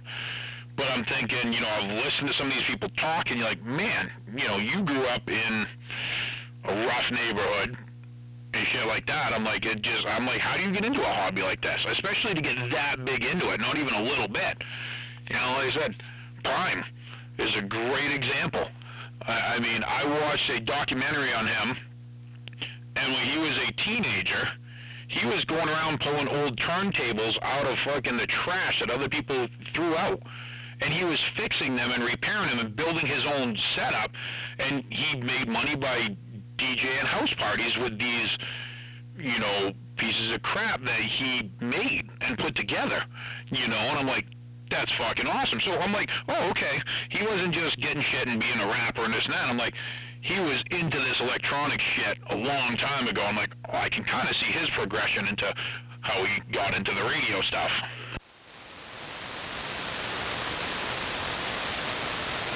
Yeah, I remember hearing about that a long time ago about him, and then discovering some of his CB raps that were on YouTube. Oh, it's a freaking riot. You know, I mean, if you listen to some of his music, he actually has kind of mentioned it even in some of his other songs. I mean, granted, most people, he's a one-hit wonder. 99% of the people out there, no, baby got back, and that's it. And he's fine with that. He's like, it made me enough money to look where I'm at. You know, he's okay with that. But yeah, you know, I mean, I'm like, and it is great to see that kind of shit, you know. Oh yeah, well, the thing too is just having a hit song, but that song's been licensed in commercials, in movies, so I don't know what you can make off of that, but for a one-hit wonder, like there's people that one-hit wonders, they had a hit song, but I've seen that song in commercials and movies, so that's got to pay extra than just having royalties off a song, just the song alone. Oh yeah, and most of those one-hit wonders, they made money for just that, and then it faded out. It was it. You didn't hear from those songs ever again. They were legit a one-hit wonder. I just seen a commercial the other day that had Sir Mix-a-Lot was in it. And it was, I think it was a Dunkin' Donuts commercial or Burger King or McDonald's, but it was like Bagel got back. And it was literally the same video, but instead of standing on the big butt, it was standing on a bagel. And it was, you know, in a fucking TV commercial. I'm like, I guarantee he probably got whatever, 50 grand to do that quick commercial, and is probably getting fucking, you know, 25 cents every time it's aired or some stupid thing. Now I gotta look up Bagel Got Back. I think that's what it was. Maybe it was a donut. It was, like I said, it was within the last 3 months I seen it on TV. Yeah. I want to say it was Bagel, and I thought Dunkin' Donuts, but like I said, it might have been Burger King, McDonald's. I don't remember. Let me know when you find it. Chex Mix. Oh, okay. So it wasn't a bagel. What the hell was it? It was something has back. I'm listening to it right now. It's Chex Mix Bagels. Oh, okay. So it was a bagel. Like I said, I thought it was a bagel, and I thought he was standing on a bagel.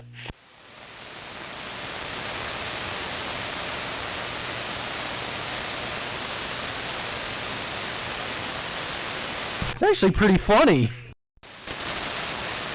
Heck yeah. Instead of the part that says, me so horny, it says, make me so hungry. I was like expecting it. I'm like, are they actually going to say they're horny from these Chex Mix?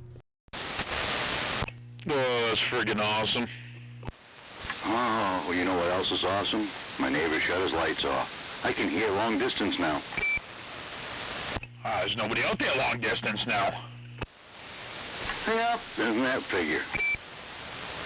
Alright guys, I gotta hang it up. It's been fun, but I gotta hang it up. I gotta call it a night here. I'll be Ratchet John to the wee hours of the morning. Hey, which I just heard somebody talking about this. Real quick, which Shure mic were you running over there? The mic that I'm on right now? No, when you were running your Shure mic, you have one. I think you said you're on D104 now, but which Shure mic were you on? The one you're talking is the 526T. It's the amplified desk mic. And then I have the same one that's non-amplified. It looks identical but not amplified. This happened to be peaking. I got a 444 Shure mic sitting here, and it's got the 1/4-inch jack on it. I don't even have a radio that plugs into it, I don't believe, but it's kind of like it's plastic, and the head, actually, the reason it caught me off guard, I was looking at it real quick, and the head, you can like telescope in and out, or taller, I guess. Yeah, used to have one. Actually, I might still have it. It might be in a box. I might have 2 of those. That was one of the discussions my wife and I were having about, I need to, like, now we've been in the house, I've done a bunch of projects, I really need to, the radio room, I picked this room, but the electrical needs to be upgraded. Not a big deal, I can do that myself. I said, I got to do that. I got to unpack. I have like old boxes full of old radio books, like engineering books and stuff, and that I want to unpack. But I think I have 2 of those mics with the telescopic head. I used them on some old tube radios. They actually sound pretty good. I mean, I don't think they're as good as a D104, but they're pretty good. Nice. Yeah, like the amount of Turner Plus 3s that I see in front of me is ridiculous. I'm like, I wouldn't mind keeping 1. I don't need fucking 10 of the damn things. The D104s, well, there's a bunch of different ones, but yeah, same deal, you know. I said, I don't know. But they look cool. I have this really big, nice trophy case sitting out in my storage container that's glass with a fucking, you know, the lights inside of it, and it's got glass in the front, and it's got glass in between every shelf is glass. And I actually thought that would be really cool to put like a bunch of mics and shit in, but I don't know how the hell I'd get it up here. It might actually be too tall to put up in this room, because this room's only 6 feet tall, because I rub my head, but I'm like, I don't know what to do with it, but I always thought about bringing it in and like putting all kinds of mics in it and stuff, but I'm like, I don't really have a need for this many fucking mics, by no means. The mics are cheap enough to ship too, so I don't mind selling those and shipping them. Yep, 10-4. But yeah, no, that was a discussion we were having the other day. I said, that's got to be on the project list this year, is to get the electrical upgraded and get it more set up down here, with my, you know, my couch and all my other stuff. You know, that way if I, you know, need to take a nap, I can, you know, get back up and operate the radio. Important stuff. Heck yeah. Yeah, I definitely plan on finishing this off a little better this year and being able to next winter come up here and have a little heater on and play around up here more and have a little bit better sound deadening than what I do right now. Oh, and before I go, I have a really good idea when you finish the room off. Let's hear it. You should install a dog door for the dog, and then your wife can pass snacks through to you, too. I know. The dog was whining earlier because the stairs are right here, and there's one part of the stairs that aren't insulated. She was sitting at the stairs, I guess, whining because she could hear me through the stairs. But I could probably put a little hole in there pretty easy for her to send me down some snacks. I'm sure she'd be like, screw you! But yeah, I could see my dog doing that too. But alright, I gotta go. Fix it. Have a good night. Whoever else is out there sandbagging. Take care. Yeah, have a good one, Radio Man. Hey, have a good... Yeah, I gotta get some stairs built so my dog can come up here. She gets so pissed she can't come up here. Or I gotta build a little fucking thing so I can bring her up. But come